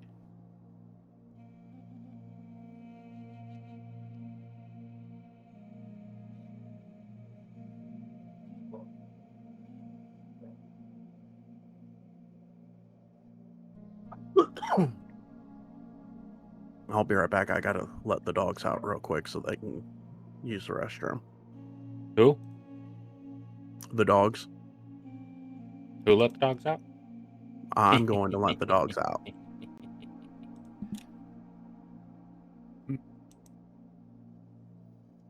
That's my favorite Britney Spears song. Yeah. It doesn't work as well when Athena's not in the group. True. Right, Tess? Okay. Yes, the predictable responses from the socially anxious. And what about it? Oh no, a predictable response from the socially anxious. And what about it? Oh no! Wait.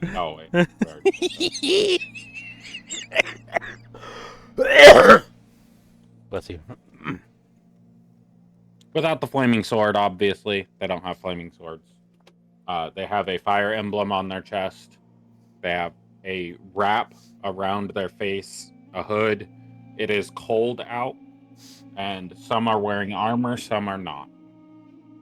The one walking back and forth across the portcullis is wearing leather armor. The 2 that are on the ballista look like they're wearing half plate.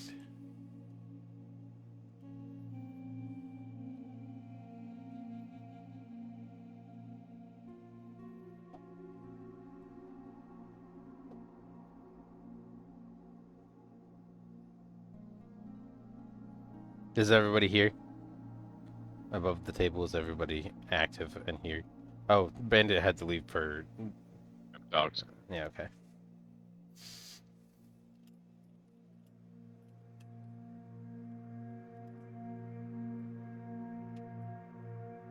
So they look like wraiths. No, they are just cowled. It ChatGPT adds extra flavor to it. They look humanoid, and their face is cowled up to the nose. You do notice the one that's on the bridge, that's on the portcullis. There are protrusions where the ears would be, which would indicate a possibility of either him having big O huge Dumbo ears or him being elvish in nature.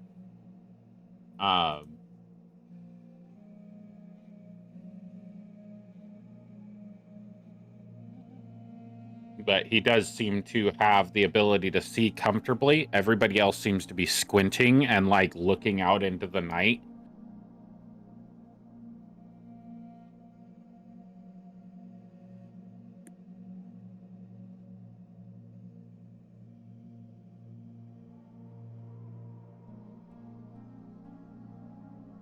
Is that where Tanith is actually standing? I don't know. I was just about to ask that same question. I don't know. I'm trying to get a spot where I can see. There's a You wall can in the see. way. You can't see anything. Right there. Here, if we did this, maybe I need to go higher. Mm, No. It's not going to let you see past the wall. Okay. Because I can see like a little spots. Let me see if I can get the wall to work properly. Like I'm just in a black void of nothingness with very little visibility. And I thought that it was just my token was in a weird spot. Well, do you have dark vision? Nope. Hey, Tessariah, Bones to the Joneses, guess what? It's dark. If it's nighttime and you don't have dark vision, it's hard Okay. to see. Okay. Yeah, that's why I was wondering where Tanith was, so I could actually gift her my night vision. Okay. So there's the two guys on that side. Okay. I'm here again. To the third guy. Here. That's with this. Is it my domain ability?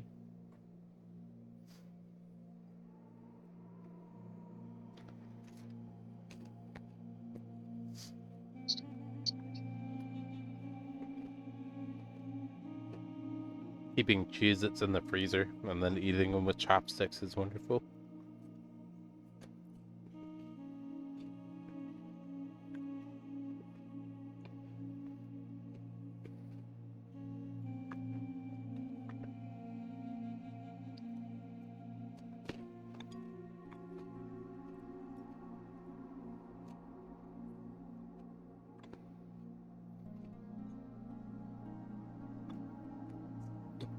I would love to be able to edit a wall without making a new fucking wall in its place.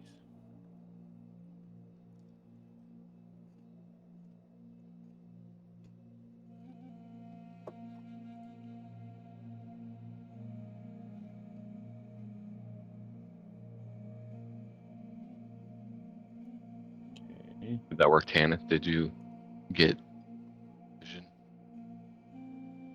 It's of night. Why can I not edit the frickin' wall? That's annoying. No. How do I?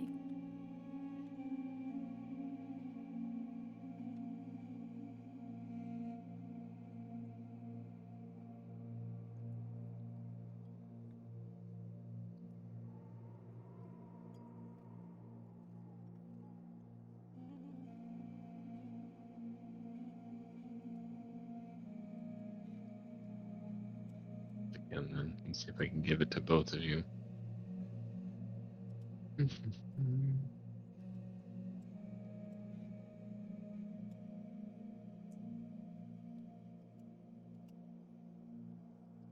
Something changed in version 13. I can't edit walls anymore. And I'll just have to make sure to remove that. Oh, There's a way for you, Pathani, and Tanith to give yourself 300 feet of dark vision. Have it for an hour. Doesn't see it. I'm seeing errors that are saying that I can't edit or alter your pawns. So I just did it. And then I'll remove it once the. I don't know if that's the way I'm supposed to do it, but if not, I will remove I am that. back. And I'm back. Who was Eyes of the Night cast that's on? me. I was cast on you and Tanith. Okay.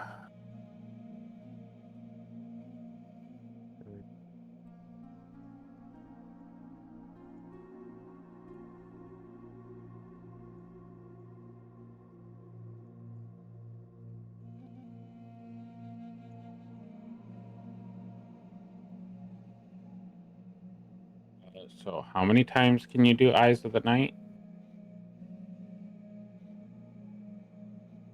Until you finish a long rest. Unless you expend a spell slot of any level to share it again. Equal to your Wisdom modifier. Okay. So, Oh, like the people. abilities. The number of creatures, yeah. The number of creatures is the wisdom modifier.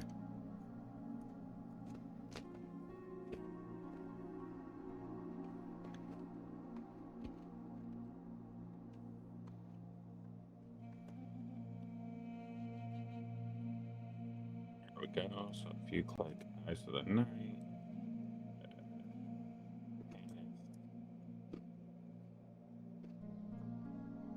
Roll.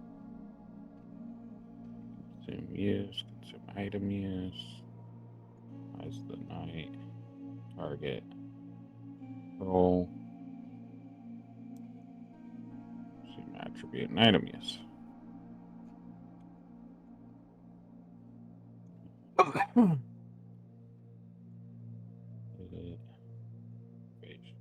Consumption.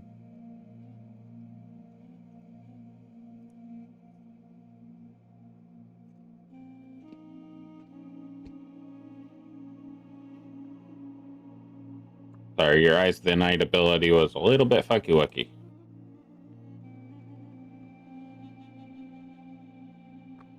There you go.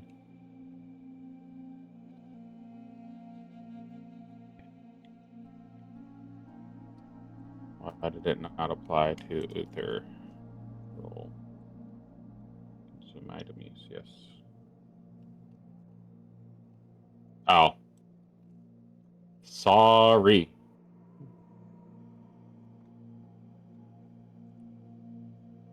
You were 11 feet away from Uther, or from Pathani, so I was not letting it trigger. Oh.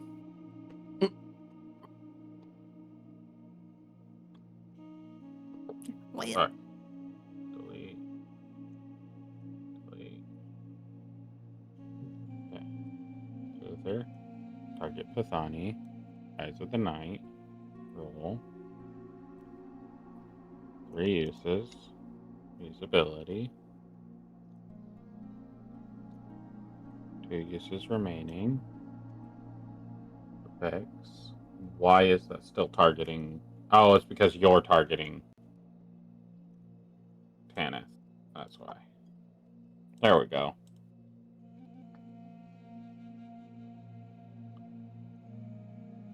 So let's see if that changed your token vision, Pathani.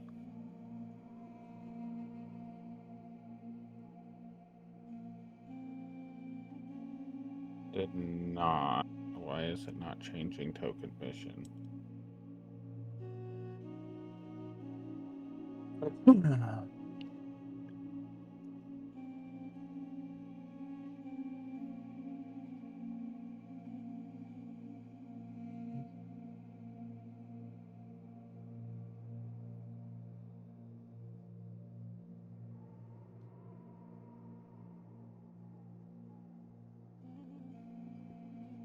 That's weird. That should automatically update when you add a sense.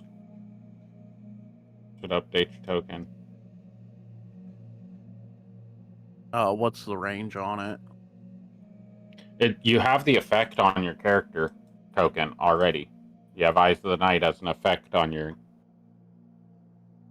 your person. It should be 300 feet of dark vision, and it puts it onto your character sheet, but it's not updating your token with it. So I'll have to figure that out later.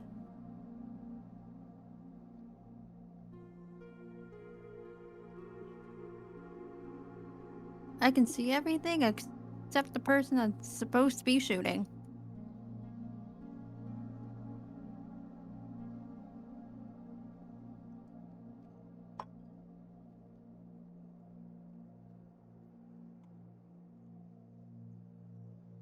I can see the box for him when I hover over the ballista. So I'm assuming that that means that I would be able to see him on the ballista at the edge of the wall, even though the wall's saying that I can't see him. Yeah, the wall is saying I can't see the other creatures up there either, so I don't know where to place the template for Nope. saves. I can't target. Yeah, I'm working on getting the walls fixed. It's a version 13 thing in Foundry. They made it to where if you double click the wall, it adds a point on the wall. But if you double click the wall, then you can edit the wall. And I can't do either because it's locking itself out of me being able to edit the wall. Yeah. You guys move your tokens up closer, or did I just lose everybody's tokens? Because you guys were in the bush, No, still in the bush. and you guys are no longer in the bush. Yeah, they haven't Still gone in the around bush. back yet, Tess. Okay. We know you like the rear entrances. I'm trying to figure out what I'm supposed to be seeing and not seeing. I'm editing your token right now to adjust that to get your vision to be set up properly. I'm in the process of fixing things, Tess. Tess, if you want something to focus sorry. on, I sent you a message a while ago.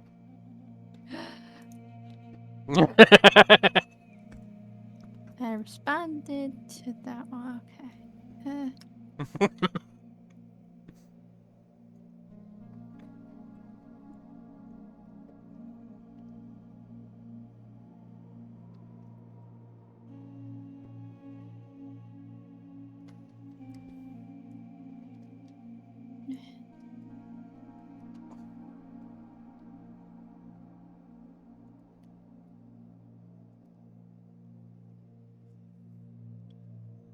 Haha, you have new things to panic about.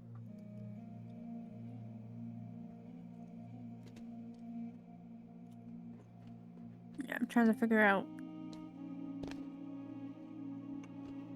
Yeah.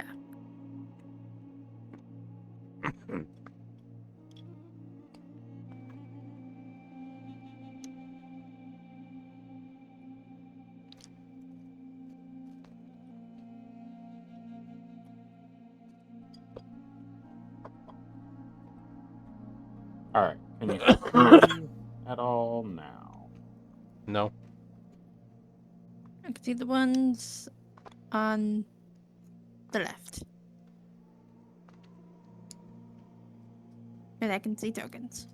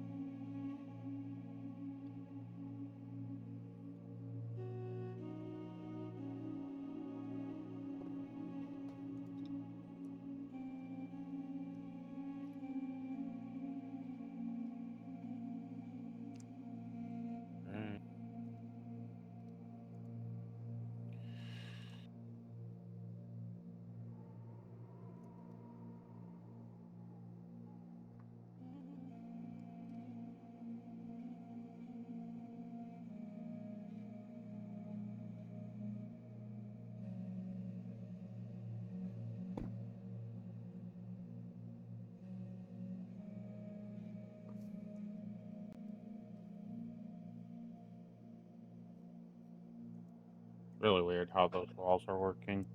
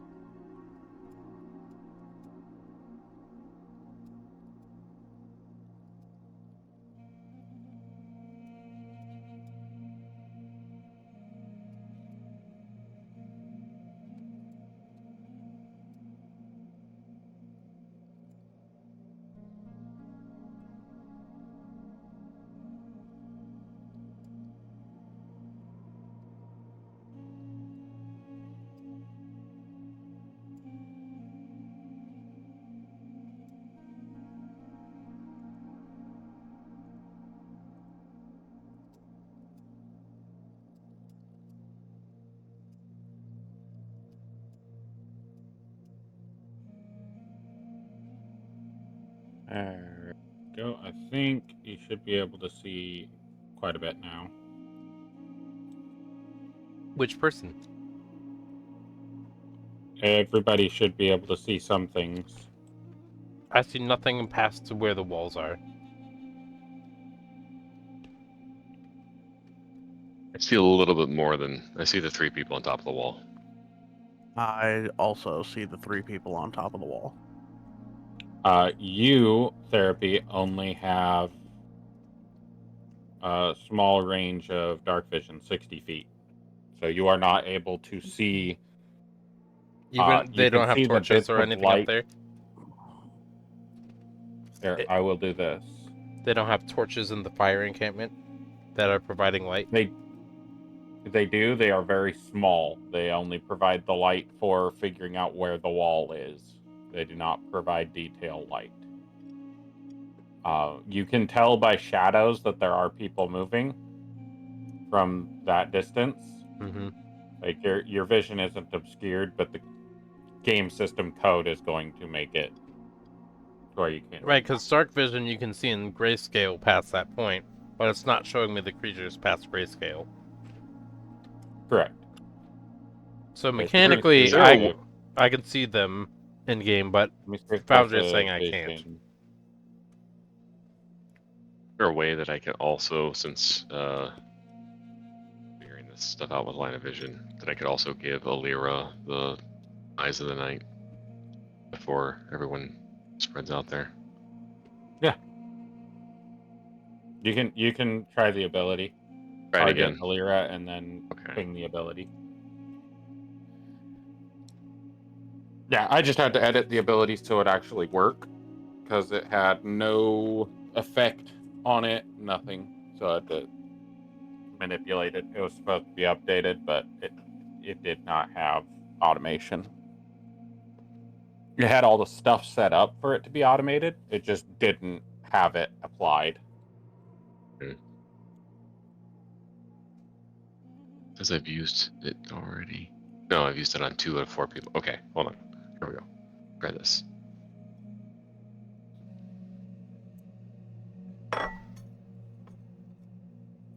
Should it affect all 3 people? Okay, it looks like it did.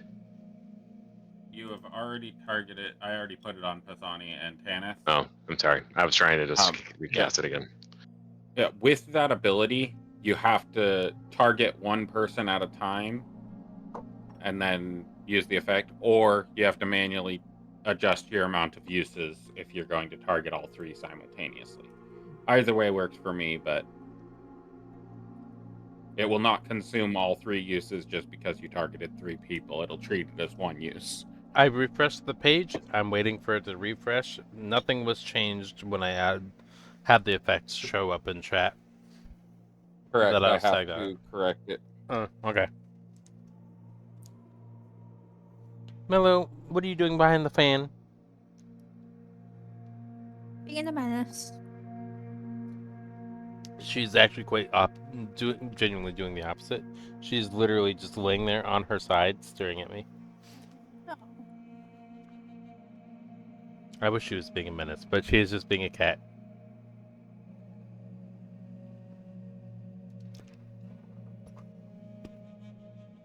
All right. Should be able to see properly now.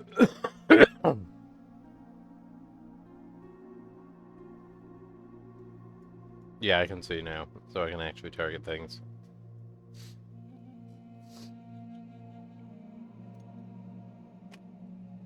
Okay. So I'm going to do a hand gesture. I'm going to tap each individual on the shoulder, and I will do a countdown with my hands, as I'm going to, at 2nd level, cast it between... it'll be a 3-second countdown, and then I will do a 2nd level sleep right here.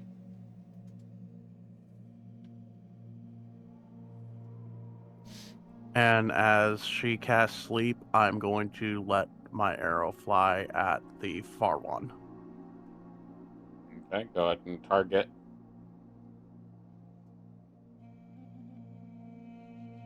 And I would also.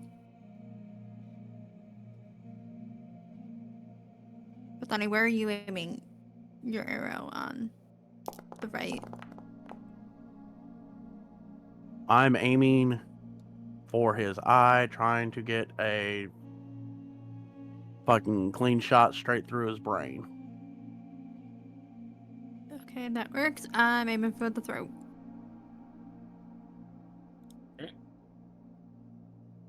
What are you doing, Uther? Watching. And Tanith Go and ahead. I have advantage on our attack rolls because we are hidden, correct? Correct. I'm wondering why your dark vision does not go grayscale. It's really I don't weird. know. I'm just imagining it at grayscale.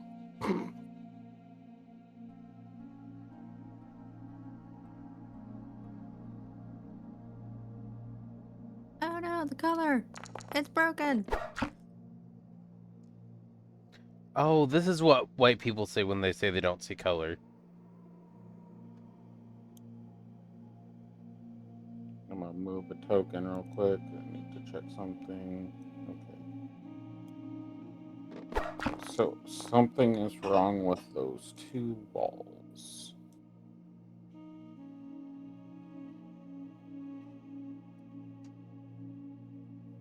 No context makes that better.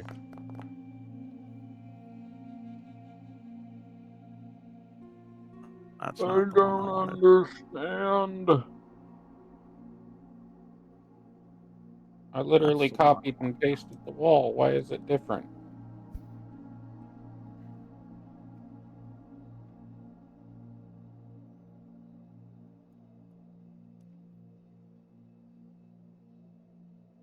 There.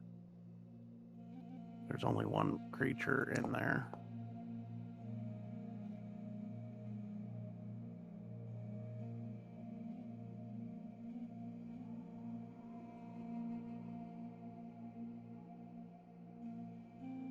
Roll the damage for her infused strike.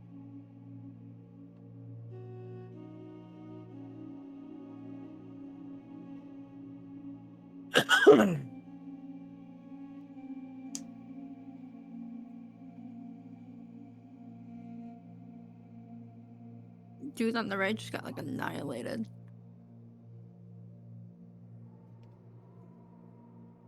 9, 14, 18.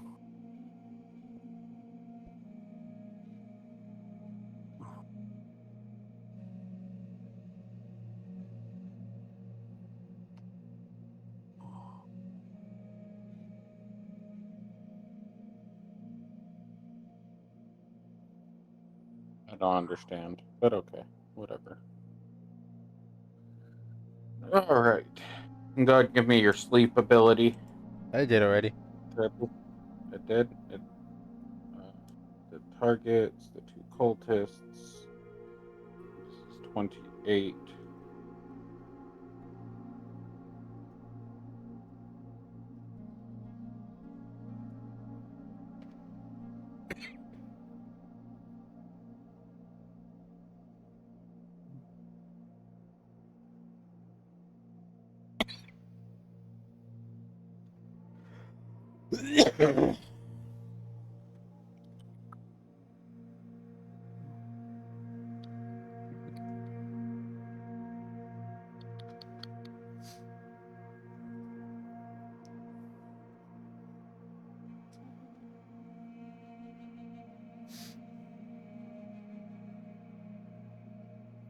Got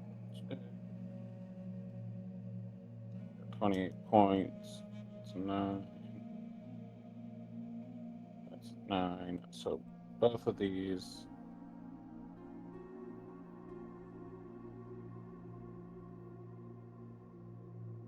Okay. So this one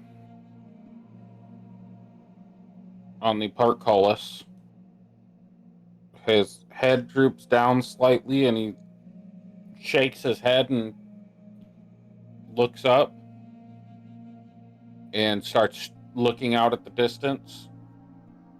Looks down at the person next to him. I'm gonna tap somebody on the shoulder and point to the left side, indicating that we should probably do another round of hostility. Okay. And we're going to Initiative it.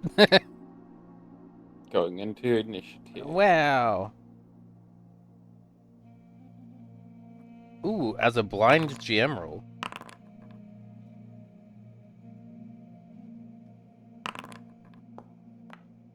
Did you get a notification to start initiative or something? I did. Oh, it I did got. automatically I do did that. get a notification to start an initiative. And it said, as a blind GM roll. Yep. Which I changed to Oh. public. Yeah.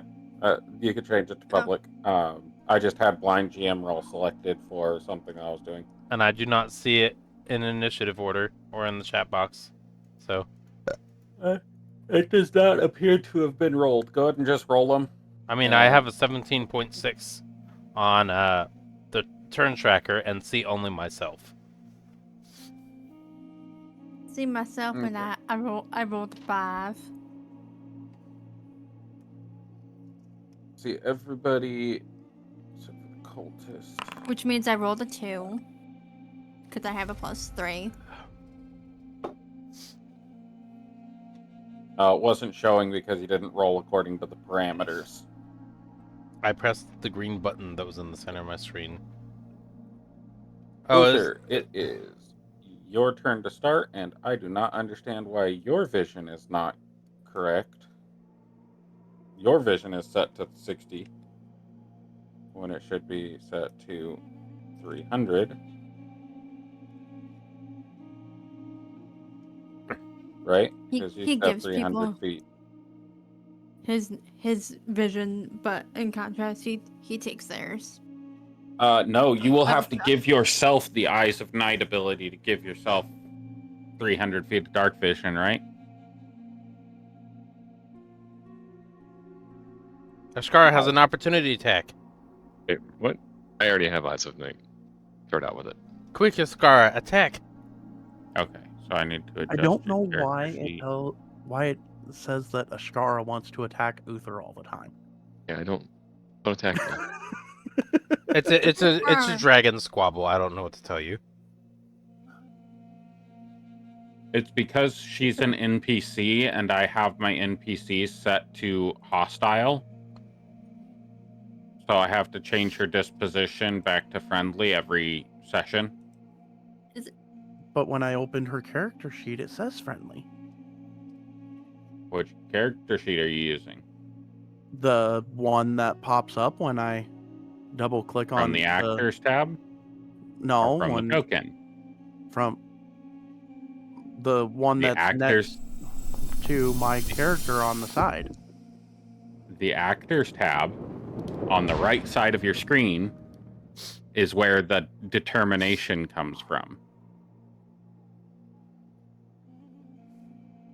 And I can't change her disposition. It will not let me.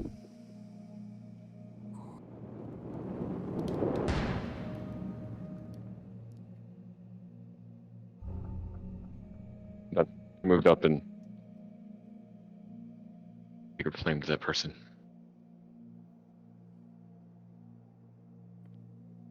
And All right. I'm assuming that the one that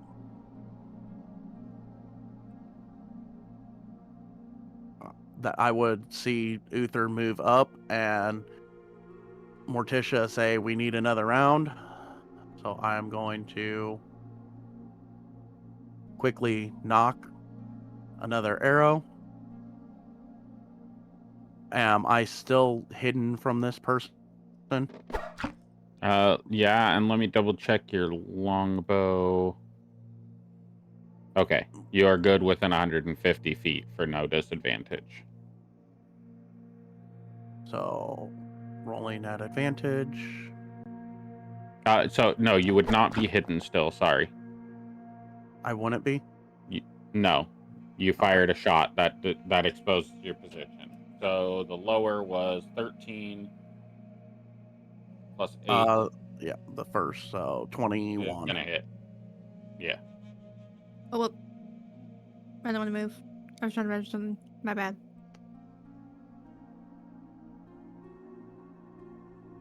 Go ahead and roll damage. Yeah, he's dead too. How do you want to do this? I just real quickly see that he didn't go down with the sleep, and Uther throw sacred flames at him. So I'm just going to real quickly knock an arrow and let it fly, and it's going to nick off of his collarbone and redirect into his throat, slicing his jugular. All right. So you hear a gurgle and then a light thump on the floor. And we'll end the initiative there. That was just to see if he was going to be able to get a call out, and he was not. He got shot too quick. So we do kind of need to track. The sleep lasts a minute. Yep. That's fine. You guys can get up there and slit his throat in that time. Okay. How do you guys want to get up there? There's a man door on the right. Or they're scaling the mountain and jumping across. There's also I'm going to scaling the rock face. I don't have that.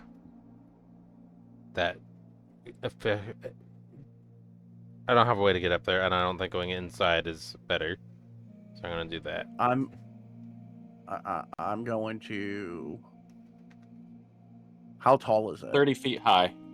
30 feet. Yep. I'm going to approach and attempt to hook my rope onto the ballista to use the rope as a way to scale the rock face, climbing the rock face.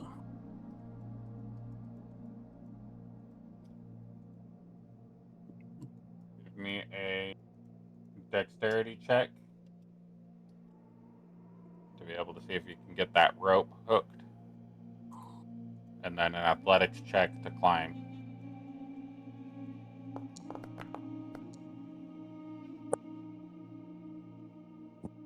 Luther, what are you doing 20, up there?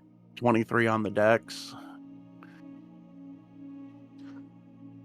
I'm going over to the man door and seeing if it's unlocked. Does using the rope give me any benefit on climbing up? It appears to be a rock face. There is no door handle, but it is a door. You know that there's a man door there, but it's designed to be hidden. All of your passives just beat the hide DC. So there's no door handle. Can you describe to me how you're planning on trying to open this door or check its condition, find a latch, whatever you're trying to do? I will, since it doesn't have a handle, and you said there looks to be like it swings open this way outside. Correct. I'm going to use my crowbar and carpenter tools to try and force the door open. All right. Athletics check from Pathani. Tanith and Morticia, what are you doing? Useful information for Dragon. The crowbar does provide you with advantage on strength checks. I'm sure you knew that already. But just Is there so you any succeed benefit of there. using the rope once it's hooked? On the athletics check to climb? No. The rope is providing you the ability to do the athletics check to climb. Okay. I would be climbing 21 on after. athletics. The latch seems to be pretty tight, Uther. You can't get the crowbar to purchase enough to be able to dig into the wall and pop it open. Ashkara is going to follow Uther. Is there... What am I missing here? I should be able to roll this with advantage. Is It's it not not? asking me for advantage, it's just popping up immediately with Just guy. give me another roll. I'll Just- fix. Yeah, try this to probably fix won't that here. do it, but I'll just give you another roll. 13 is still not capable of prying that door open. And second question to that, if I was allowed to add my proficiency bonus because of the carpenter tools, would a 16 work? Yes, a 16, you are able to wiggle that crowbar in and push the door frame out away from the lock pin and then push the door and the door pops open. And we are going to pause there as Pathani is able to get to the top of where the crossbow is and climb himself over the wall. Uther, you break open the door. I need to use the restroom real quick, and then we will be entering a combat scenario. So I'll be right back. A 5-minute break. Okay. 10-4.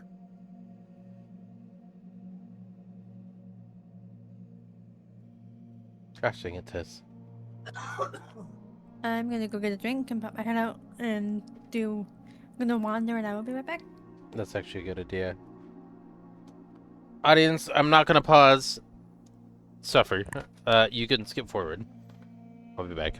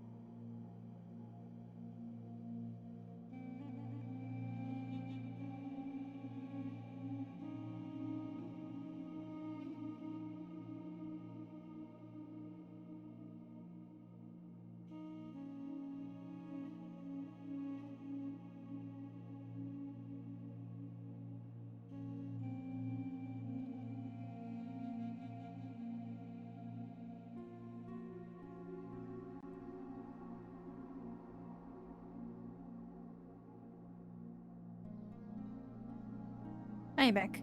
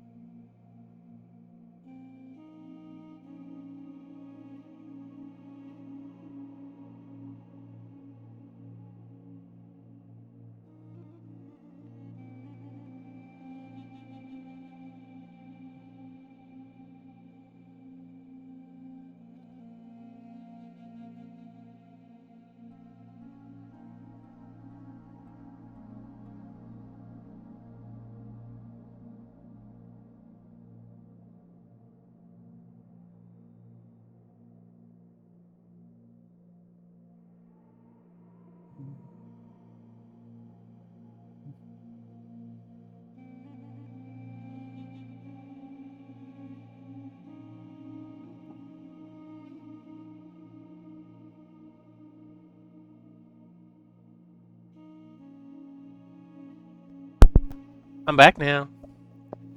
Hello, back now. I took Mello outside and I've returned. she ate a bunch of grass. Yeah, and there was a dog, and the dog was out in the grass area too. And she just stared at the dog while eating grass. Excellent. Yeah. Very demure. I took her on multiple training exercises where we would walk on busy street sidewalks. So the sounds of cars, dogs barking. I took her to a dog park once. I took her to a Does dog she beach. wear it on your shoulders, or does she have a little leash? Right on my shoulder. She'll just sit there and I do not hold her. She does not have a leash and she just sits on my shoulder.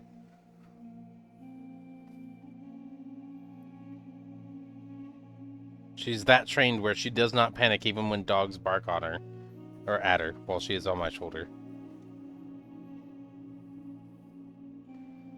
And even then, my reflexes are quick enough where if she does start to panic, most of the time she'll do a little vibration rumble first before she starts getting panicked and feels the need to start to flee. So I just grab her by the back of her neck and then reposition her in my arms where she is restrained well and does not have the capability of fleeing easily. My forearm will go between her hind legs along her stomach and between her front legs on her belly. And then the other one will hold underneath along her spine. And she'll be on her back, so she's not able to run away easily. She's quite literally held like a baby.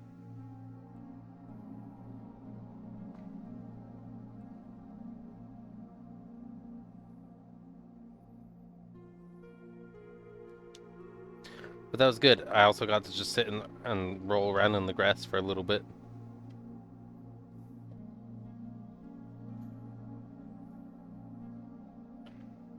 Is everybody else back? Dragon and Bandit. Yep, I'm here. Yep. Here.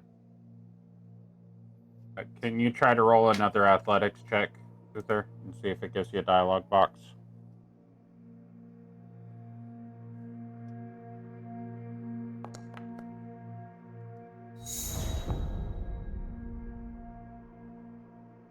No? No, I didn't. Might be in your settings, possibly? No. Because I went through... Does everybody else get a pop-up when they roll? No, I do not. Nope. Okay. Bandit, do you remember which one? You had it written down. Yep, it's in my notepad. Give me just a second. DBB game log.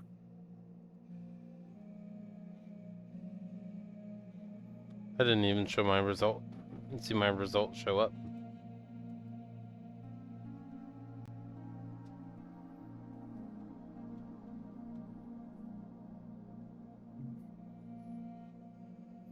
Must be test hacking again. Not there. Yar.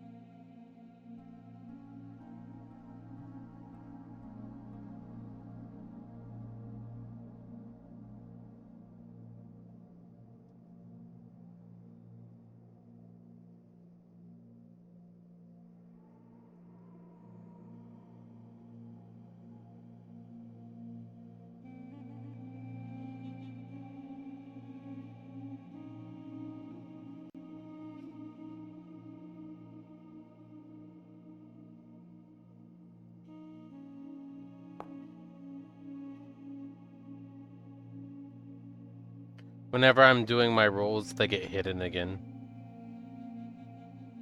For the checks. Like, they get instantly deleted and hidden. Are you rolling blind still? No, I am marked in the box as public roll when I've been rolling them. I am not seeing a roll from you anyway. Yeah, it's because they are All getting right, deleted. let's all refresh and see if that changes something. I waited until after I refreshed to say that.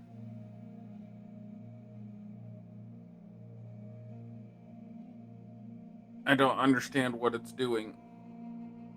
Because you guys have had dialogue boxes the entire time so far, right? And now a medicine check shows up, which is what I've been doing the whole time.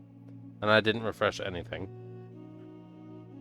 But you guys have had dialogue boxes this whole session so far. For Uh, advantage, disadvantage, yes. right? Yeah, on everything other until- than the checks. Yes. Up until lighting was other than altered and correct. the walls were edited. At that point, things went weird.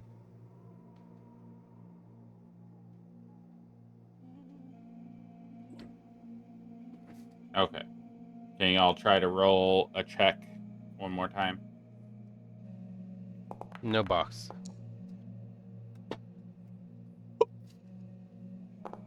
What the actual fuck? And that's the Oh, reason that's that my unfortunate. drink container has a lid, because I fell onto the keyboard. No. Yeah, I have everything moved as far away. Oh shit. It's fine. I almost dropped my humidifier.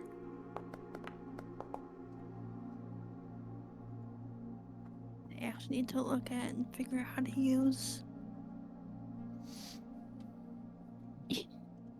I use. I'm sewing scissors. That's good. Did they stick in the wall? No. Oh. Less exciting. Where are the directions? Hello? Hello. Goodbye. Let's try- Do I put the water in the there? No.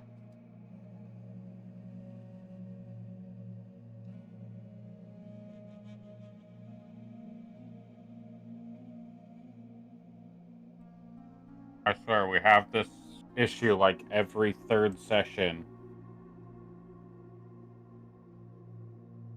I'm not understanding what keeps changing.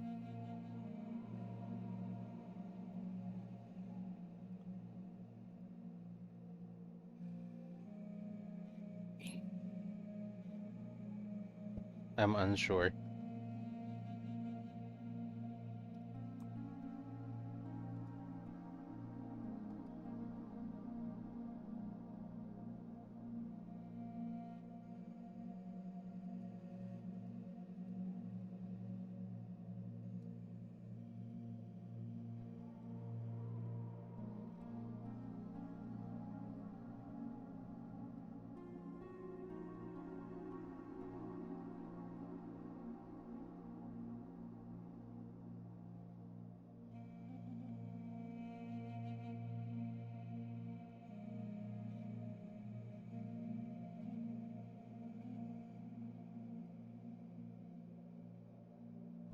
Deborah, you only have class once a week this month, correct? I don't know. I'm looking at that quite literally right now.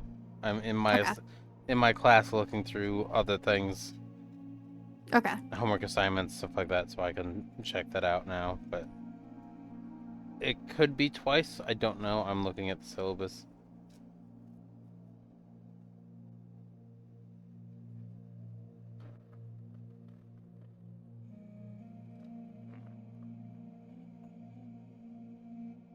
Thursdays only.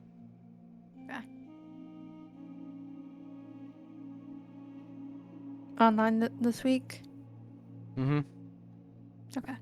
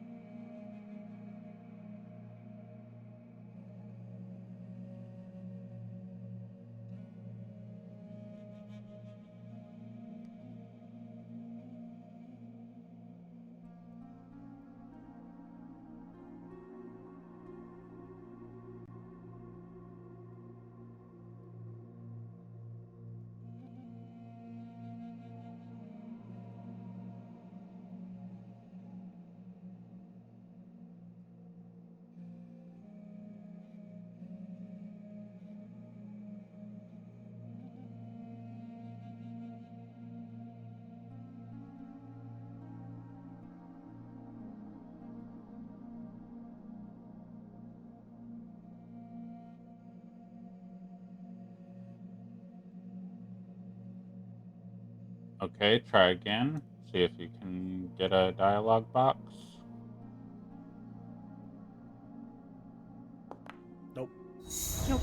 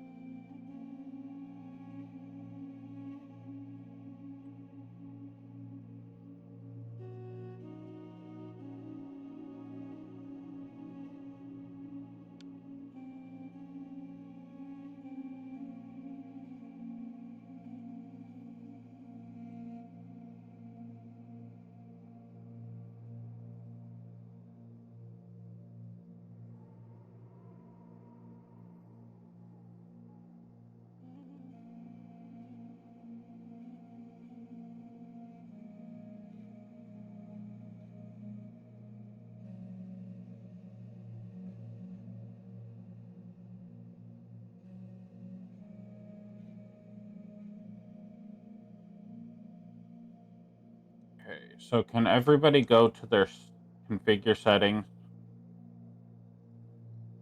The 2 gears and then the 2 gears on the right side. Figure Okay. settings.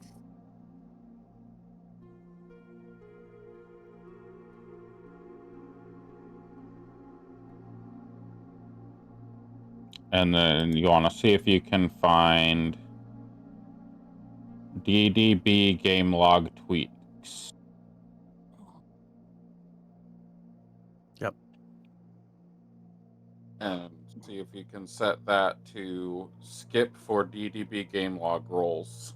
We do not have that option available to us. I do not have that setting. Okay.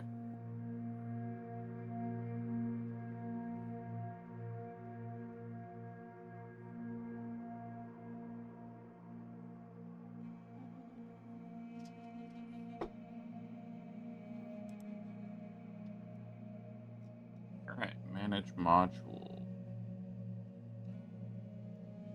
DDB game log tweaks. Deactivate.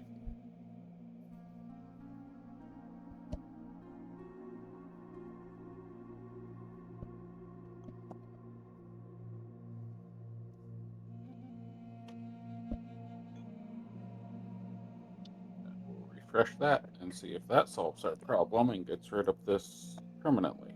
I'll just get rid of the module. It doesn't want to fucking function properly.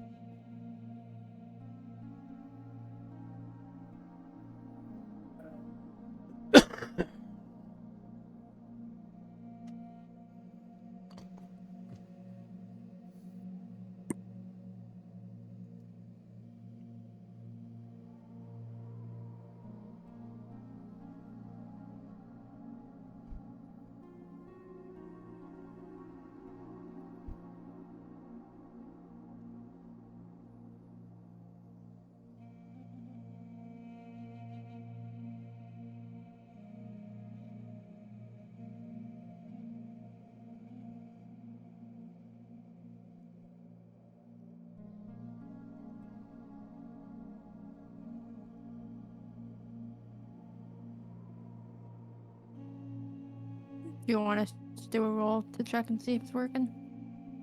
Yeah.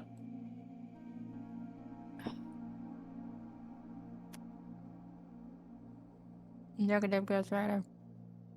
The next thing is finding a module that says MIDI QOL.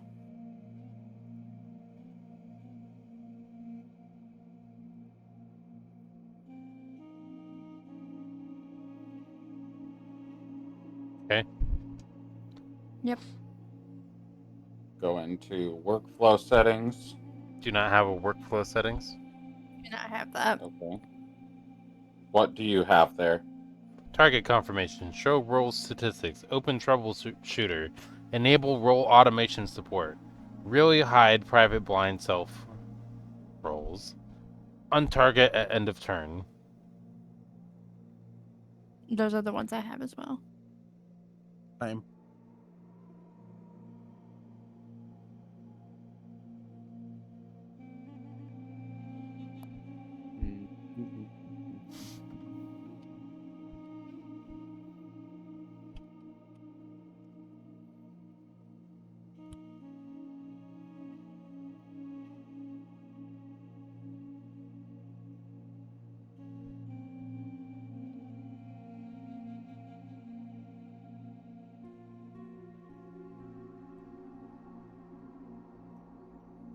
I like that I have the option to take my midterm already. Day 1 of the class. Sir.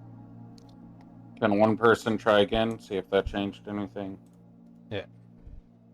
That changed a setting. No. No.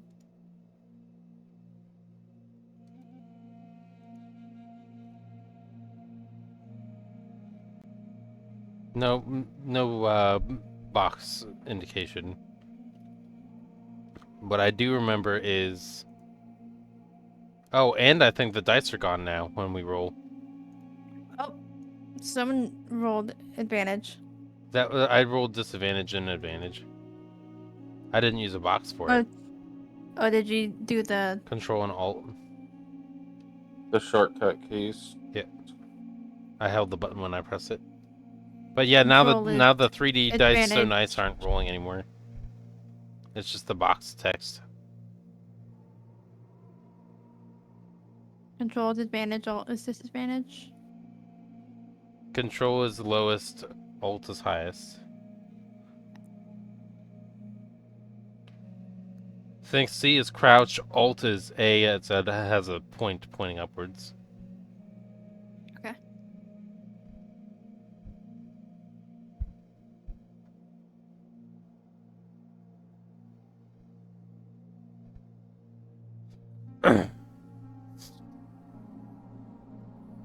Isn't that fun though, Tess, that I could just start my midterm now?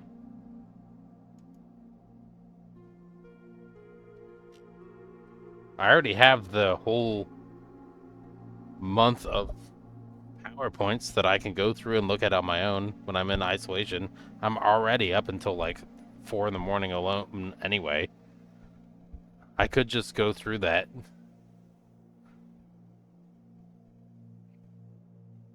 And just have it done by Wednesday. Have it just be Sure. study for the midterm and then take the midterm. I don't work right now. This studying is my work. So I could just get it done by Wednesday.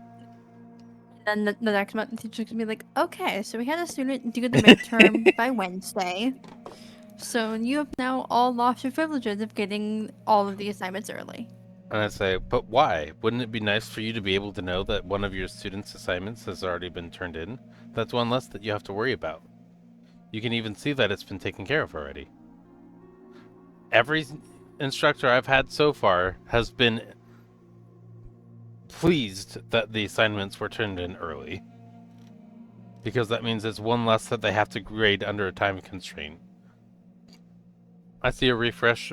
Did you want us to try again when you reload? No. Okay.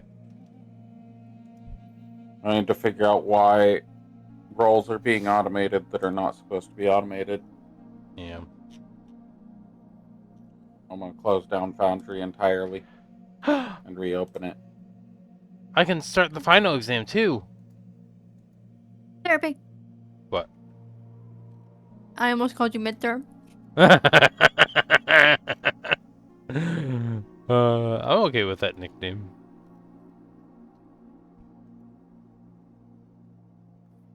Now when I go back to course home, it should show that I have gone through all of them. Submission. Oh, okay, that was for my practicum assignment. I have to go over the checklist review confirmation. Basically, I have to turn in a document saying that I reviewed the document that has a checklist for review.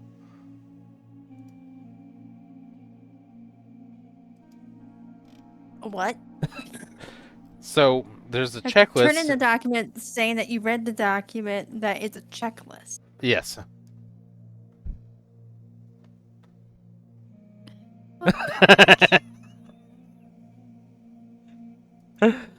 And it's a graded assignment.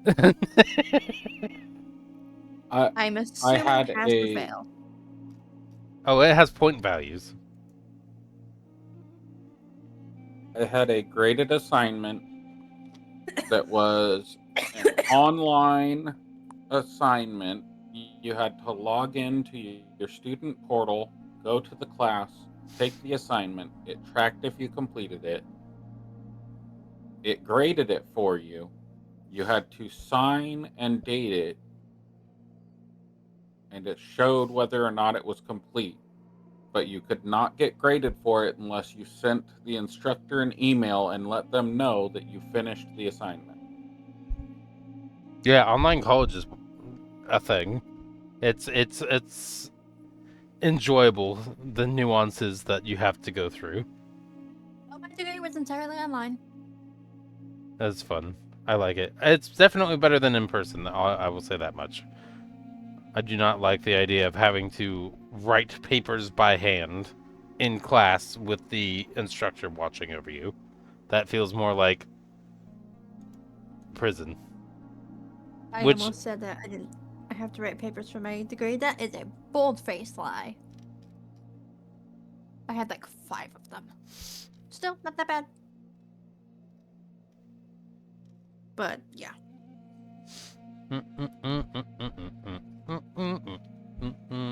Next month. It, All right. it was Now also that the system has been refreshed, can you guys, once you log Oh, in, yeah. try to roll?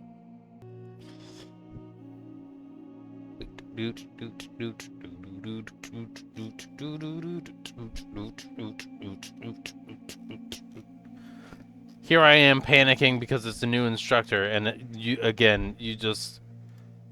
The only reason I have anxiety is because it's, again, dictates my future as my career and my ability to provide for my family.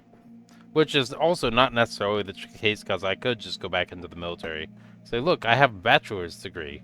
Make me an officer. I already have 4 years as enlisted. And I would be fine. So, I have options that I can make sure I have a source of income. But it's the one that I want to do right now. Okay, it's finally loaded into where I can access my sheet. Kind of. Not really. There we go. Open out the did box. not give me a box. Yeah, What are you guys auto using to roll. roll? Are you rolling off of your character sheet? Character sheet, yep. Yeah. What I've done since we started. Do you want me to try rolling it from the other thing to see if that makes a difference? Yeah, roll it from the combat HUD and see if that changes anything. Things I noticed. Oh, wait, okay, hold on. Okay, now let's try this differently. Here, let me show you something, guys. Okay, switch to a saving throw. Try rolling a saving throw instead. I have a box. Box for saving throw. Not for checks. Box for ability checks, not skill checks. Yeah, box for ability check. Also, I do like the sanity and honor showing up. That's cool. That, No that box finally for- showed up on your guys' sheet? Okay. It showed up Yep. just That's now. good.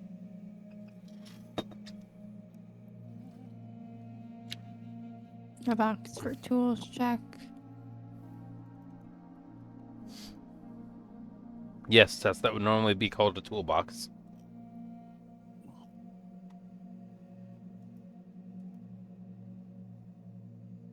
Sir, I'm trying to help troubleshoot. It's literally just the skills that are not working. Yep.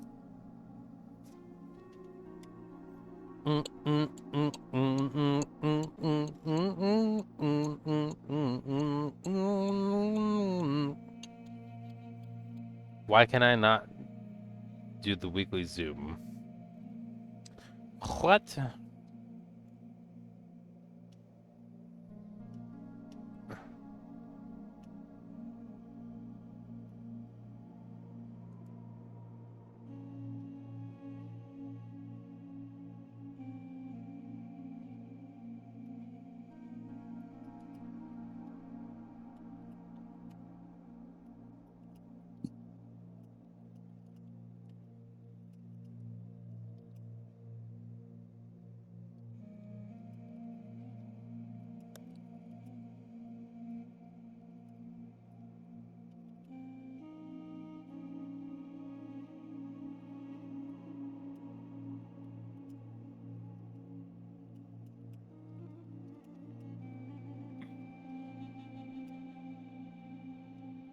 Um,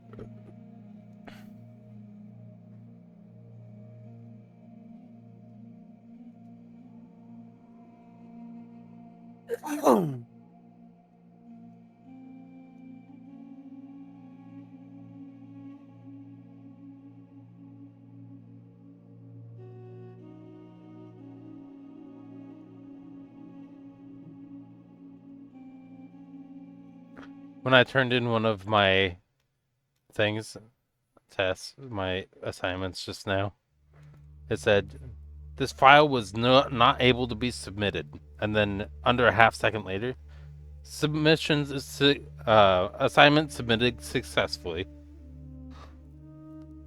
Oh. Is that your document to confirm that you read the document that is a checklist? No, that was for me attending the weekly Zoom class that's on Thursdays. Oh. But I needed to upload a document saying that I attended it.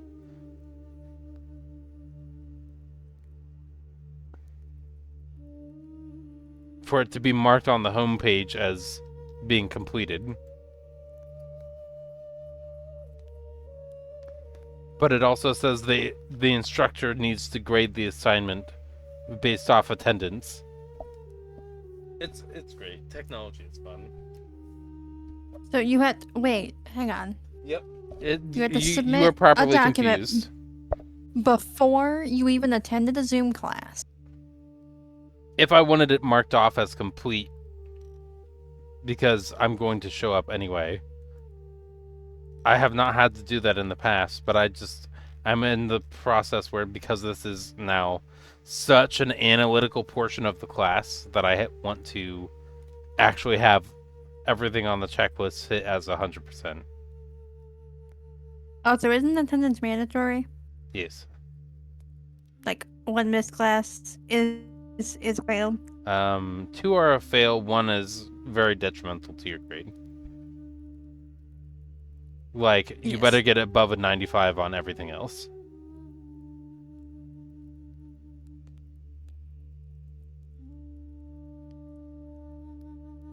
It's fun. It's interesting. What is this? I got a submission receipt that I turned in my assignment to folder labeled weekly Zoom session.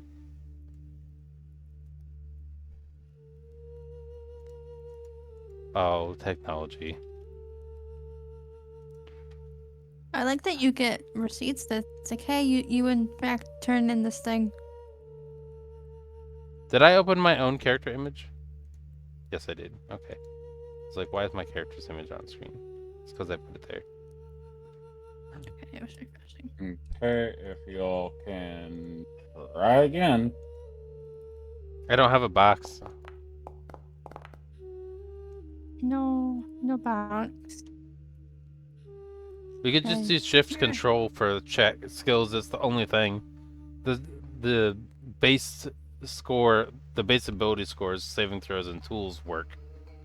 So we could just be like advantage, alt, disadvantage, control while we're doing it. The boxes were nice though. It allowed us to actually add extra stuff in there, and I think that's the point. Like +6. Yeah, when you did the +6, it gave us the box for. I think Sheldon did advantage, that. disadvantage. Yeah, Sheldon added that into the checks for us in the group check. Yeah. He prompted that. Yeah, I prompted that. Yeah, that's what I was saying. In the prompted one, it gave us the box, but other than that, the skills checks, no.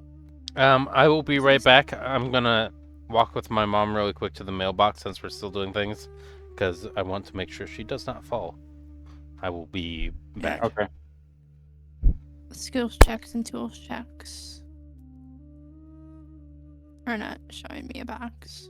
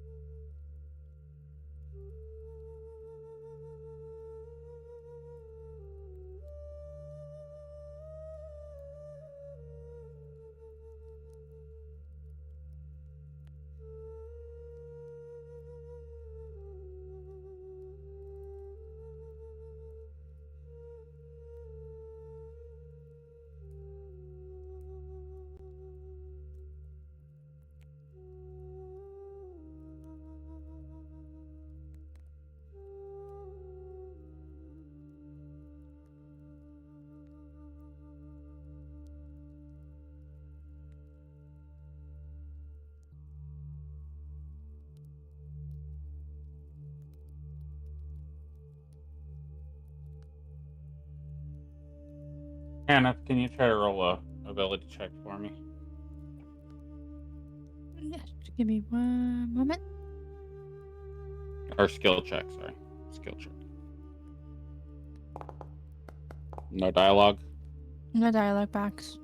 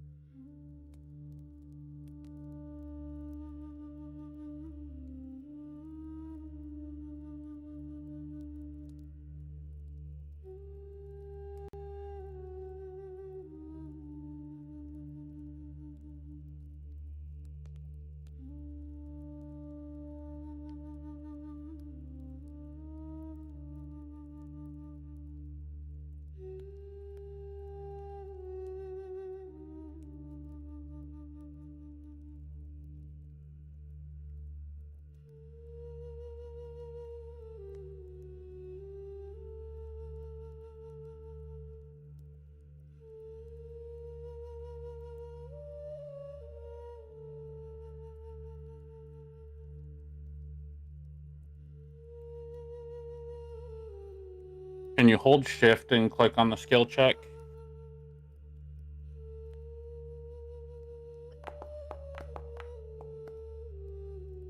No box.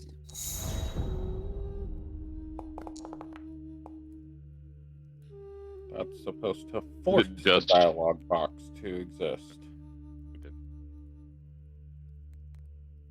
The shifter. Well, if you're holding shift and you click the button to do it, it's supposed to force the dialogue box to exist. It did not. Nope.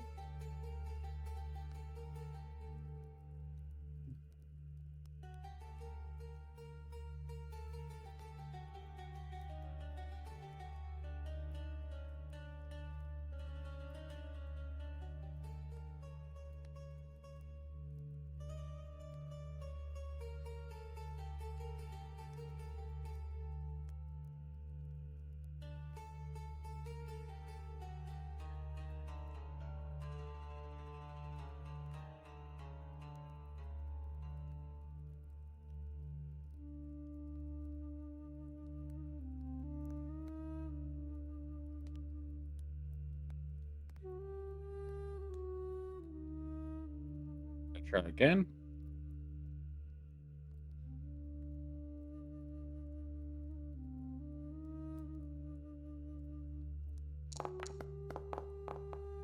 Same thing.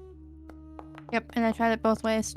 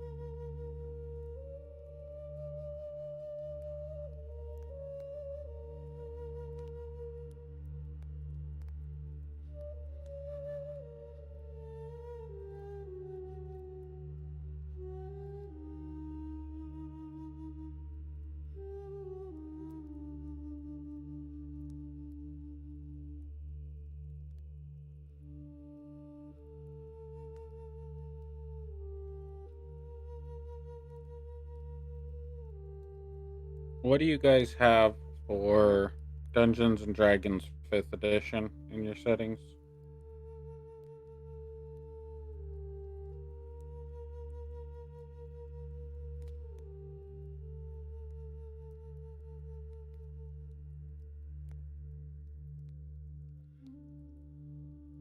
How about the version? Just when I click on custom D&D 5e, it says configure actor sheet. No. Dungeons and Dragons 5th edition. It should be up by core. Should be the second one. Oh, shoot.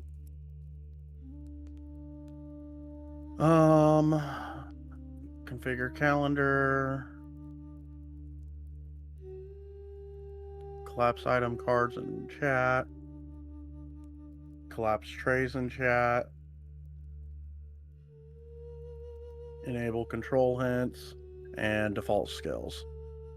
That's what I have as well. Is enable control hints checked? Yes. Yes. Okay. What about...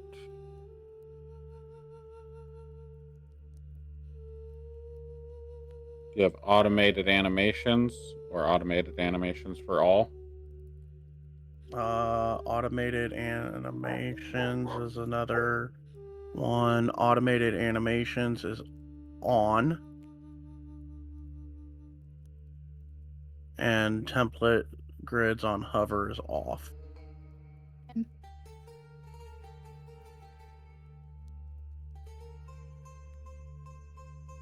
automated rolls for animation.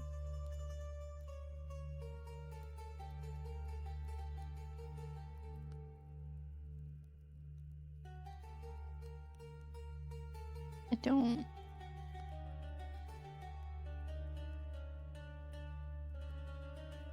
See that? I don't see that. Okay, I'm finally back again. Neither do I. Okay.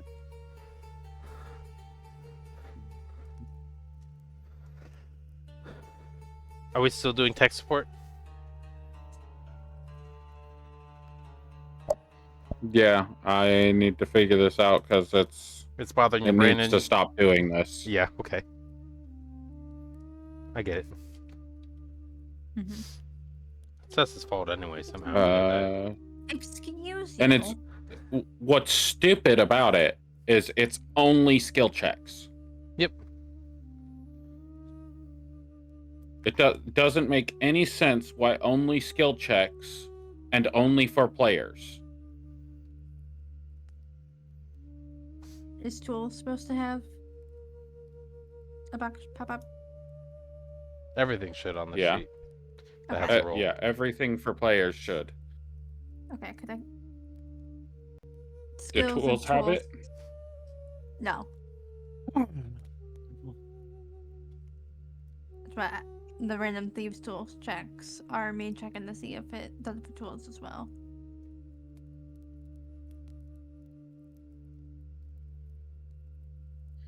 Well, Everything else find the works. culprit. See if I can turn everything off because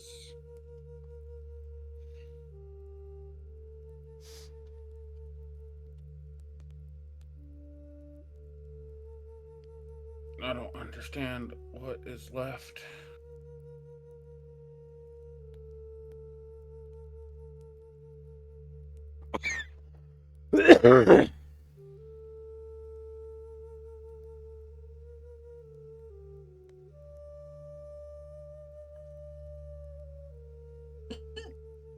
Bless you.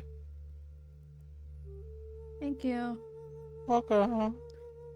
What's a hiccup? I thought you mouth farted. Her cup.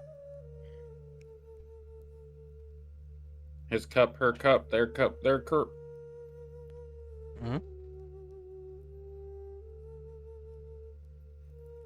Especially with how loud test friends.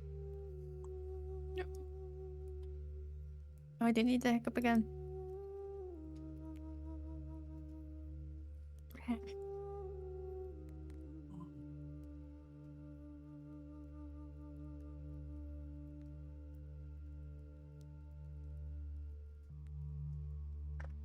And what about it?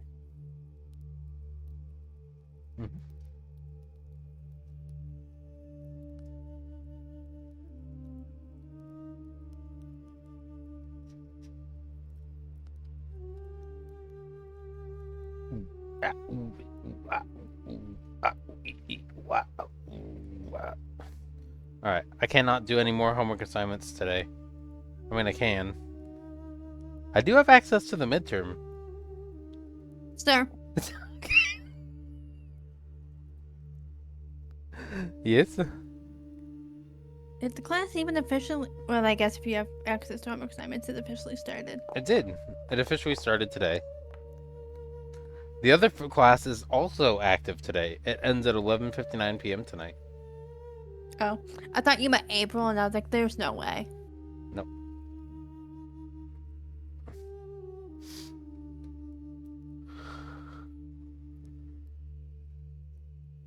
How the heck am I supposed to use find the culprit? I thought there was a button. Ooh.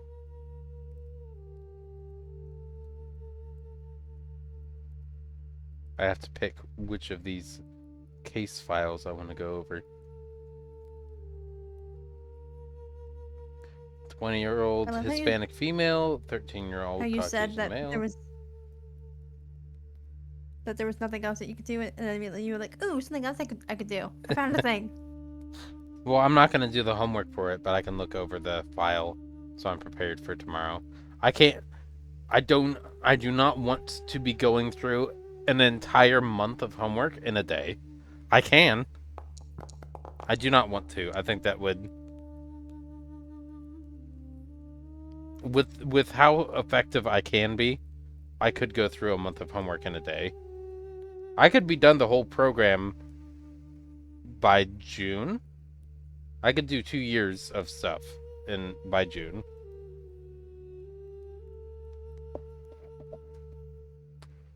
But this way, the military's paying for stuff, Mhm. and I get a lot more free time. Also, it also gives the opportunity for the information to actually sink in that I'm learning over a longer duration. Instead of it just, all right, well, there's all the information, memory dump. It's all gone. Right. Yeah, because that would not be beneficial for future clients. To just, oh yeah, I dumped all that memory. I don't know what any of that is anymore. It's probably going to happen.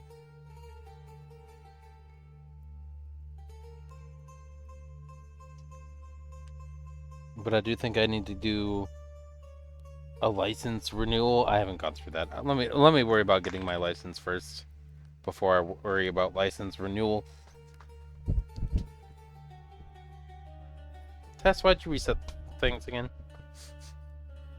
No. No. A lizard licked my foot while I was outside. Lizard.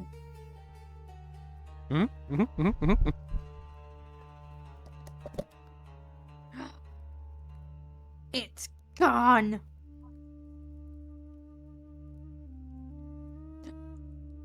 Athena.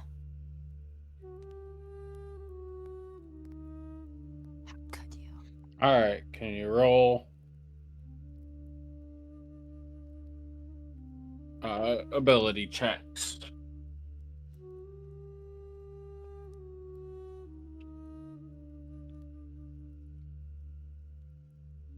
It's giving me a box Or now. skill checks. Okay. Given box now. I'm going to enable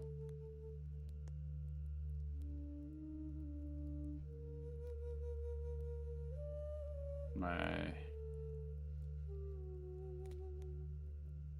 map I took and for granted my how.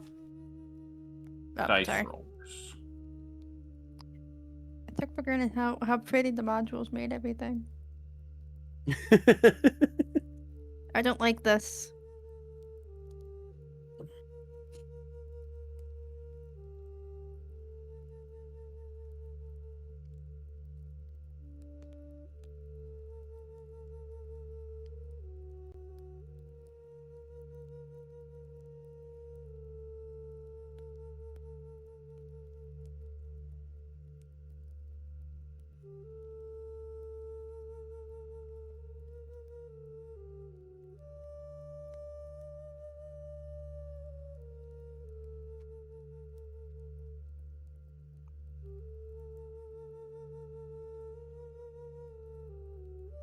Did a reset happen? I'm still stuck on a black screen.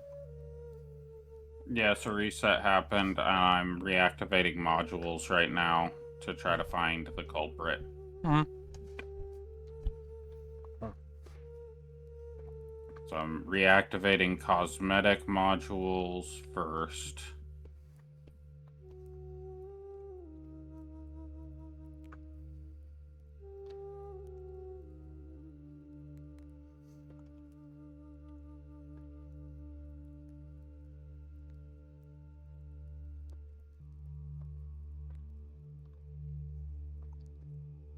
There are a lot of buttons to push.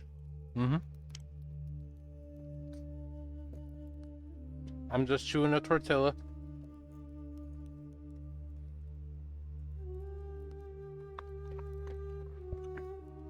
I know it's tortilla, but I want to say it wrong. Tortilla. Mm-hmm.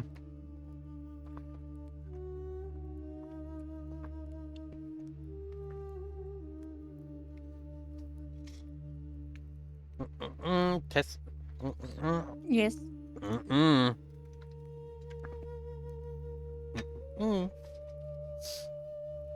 Do you remember if Athena said she's gonna be? Oh no, she's not gonna be back tomorrow. And that's the whole reason. Never mind. Answer my own question. She will be available at 1 p.m. to 2 p.m. Eastern on Tuesday for Resident Evil. Yes. That will be a multiple day thing, most likely. Because I'm going to be obsessed with the game and want to play it in completion while also mocking as much of the small little details as I can. So, Yes. it'll be a lot. And I have asked that you and Athena are actively focused on this game. In the foreground, Yes. Last of Us was okay for you to be in the background for. Because both of you have already seen the show for it. And for 2, it's new. 1, I'd already seen a complete playthrough of the game, and Athena had seen the show. Yeah, but I just wanted to record it so that same with way. the DLC. Yeah, I just wanted to record it and the DLC because I was going to be playing through 2. Yeah, and even with there are things I forgot that even happened.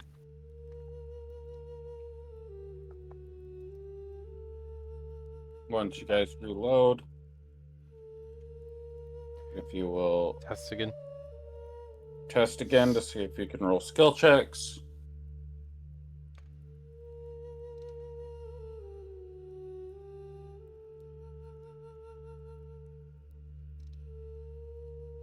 Box is still showing up.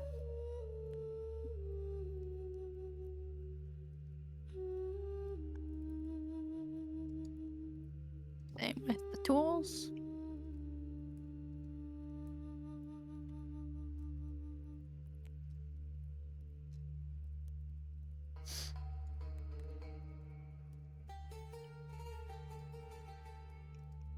Able to roll it from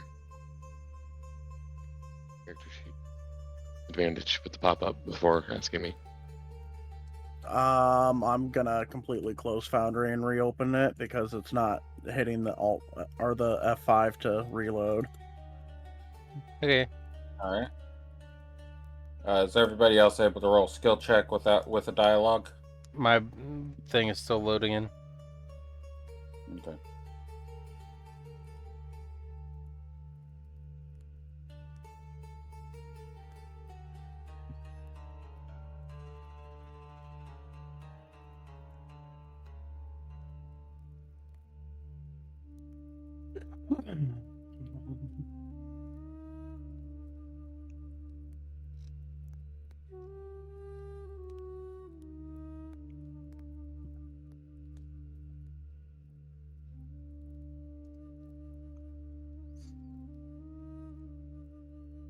Ooh, there's a visual alteration. I have a checkbox my for screen- for checks, saves, Okay. ability scores. Let me check. Oh, now it's blacking just out. skill checks that I'm worried about, and I'm adding modules as we check it. Each time I add modules, it narrows the list of what the culprit is. Okay.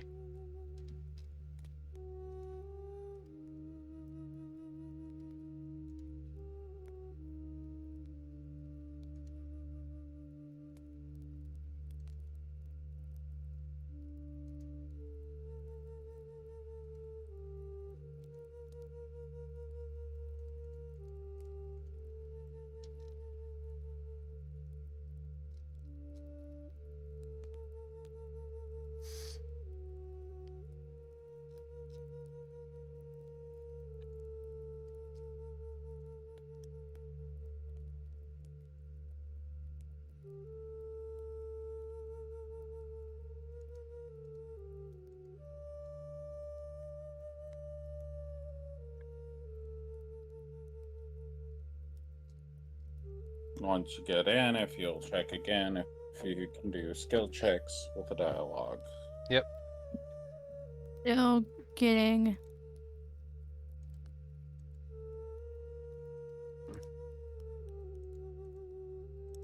Yep, dialogue box. And just to double check, I'm going down. I'm not gonna roll all of them because would be ridiculous. I'm making sure that all bills have a box.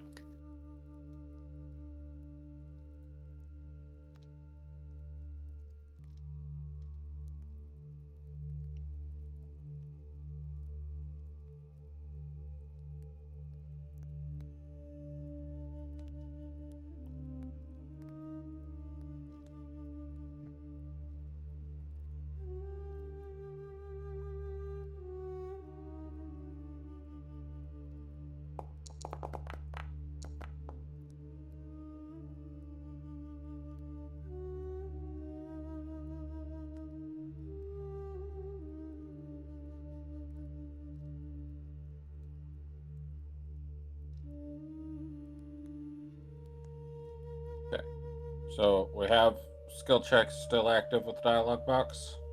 Yes. Yes. Restarting again.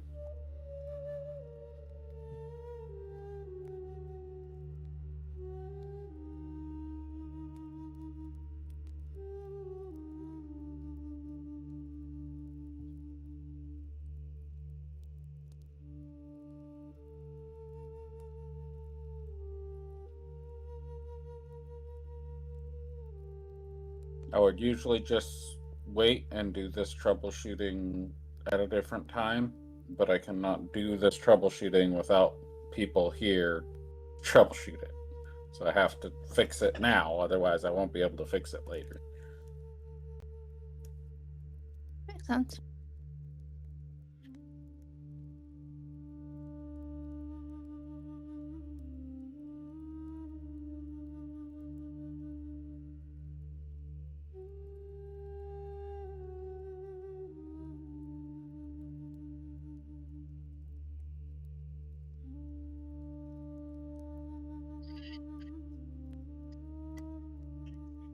Still have a dialogue box.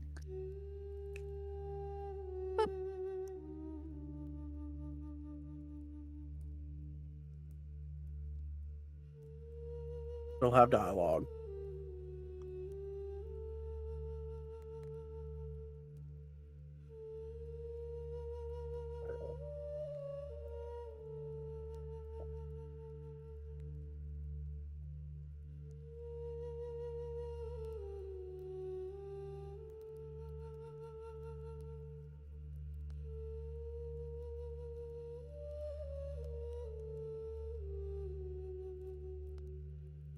Okay, restarting again.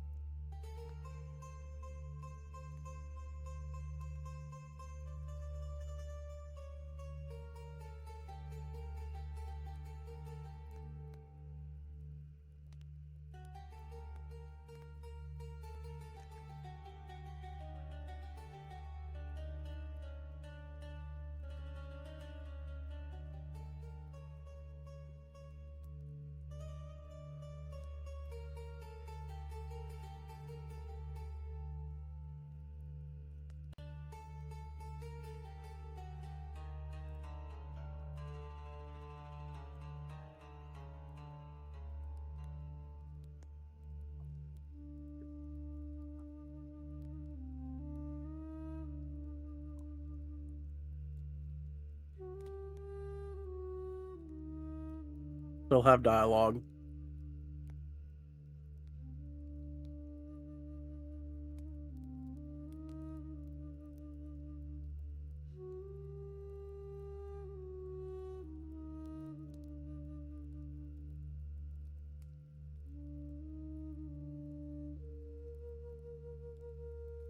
It's impressive. Mine is stuck in a constant black screen loop.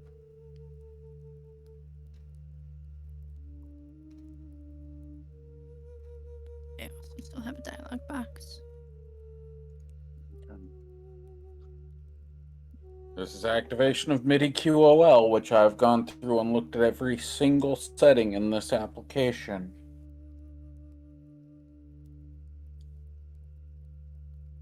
I have turned off all automation for it, and it still removed that dialog box. So, if this doesn't do it, I don't know what will.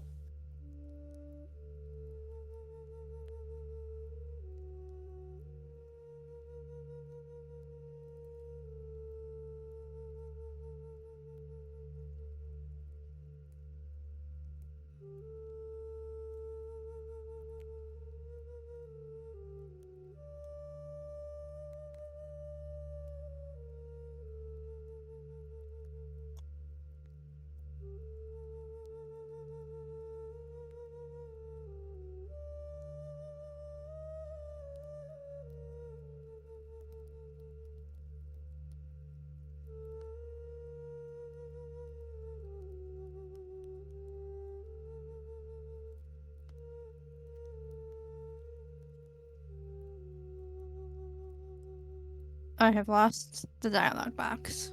So have I.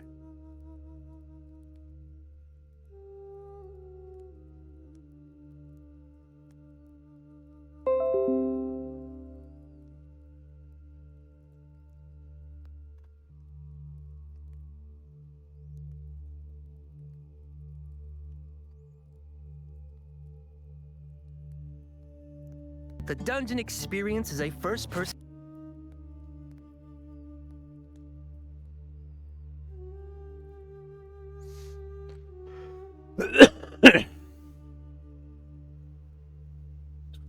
MIDI QOL.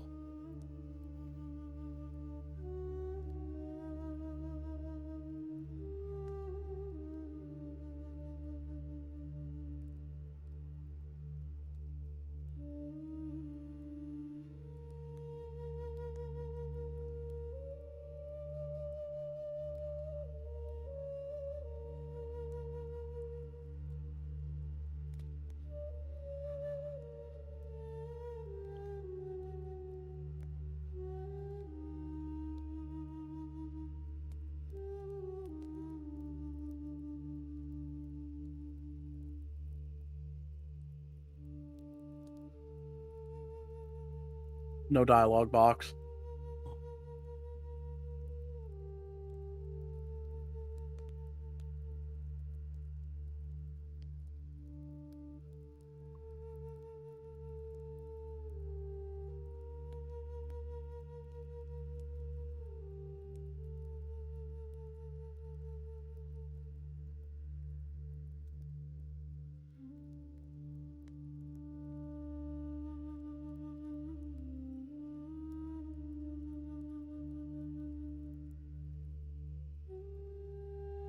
Try it again.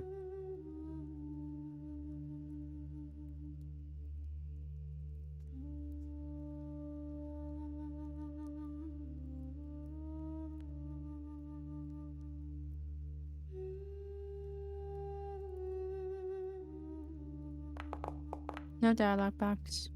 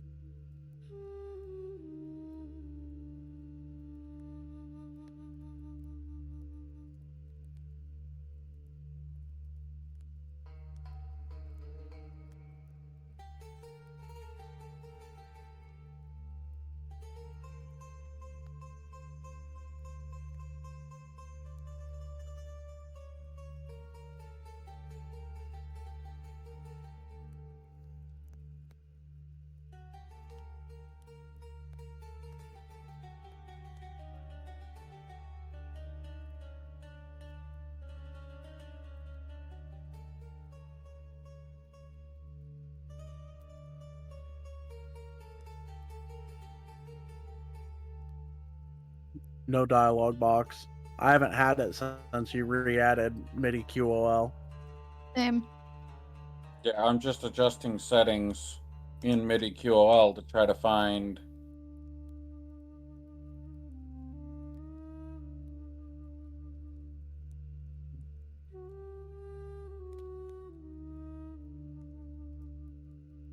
what setting is causing.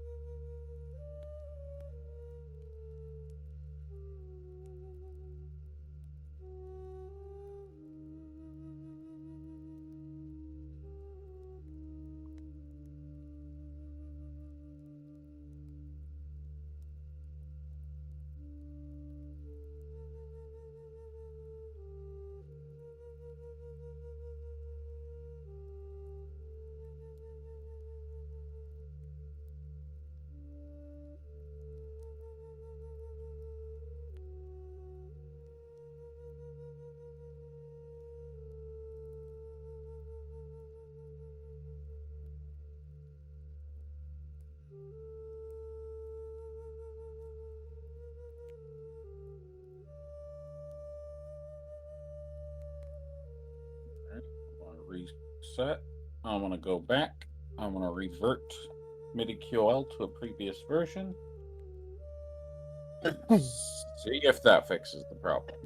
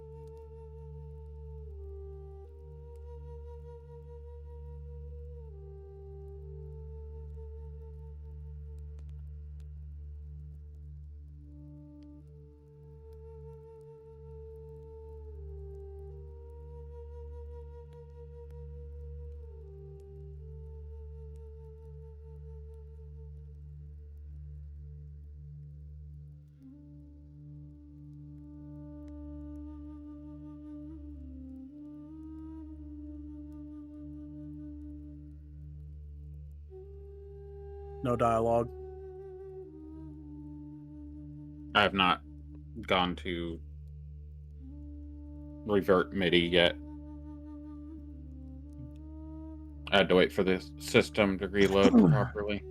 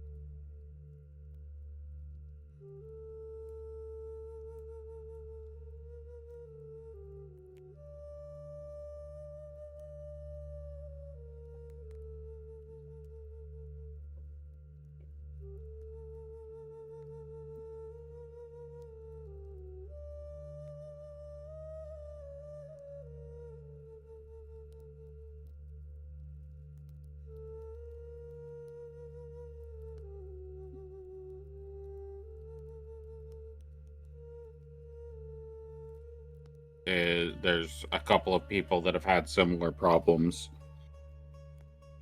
So hopefully by next week that issue is resolved and we'll be able to continue. Otherwise, I will have to remove the automation functionality until they can get it fixed. We'll have to do things manually. Jan 4. Okie doke. All right.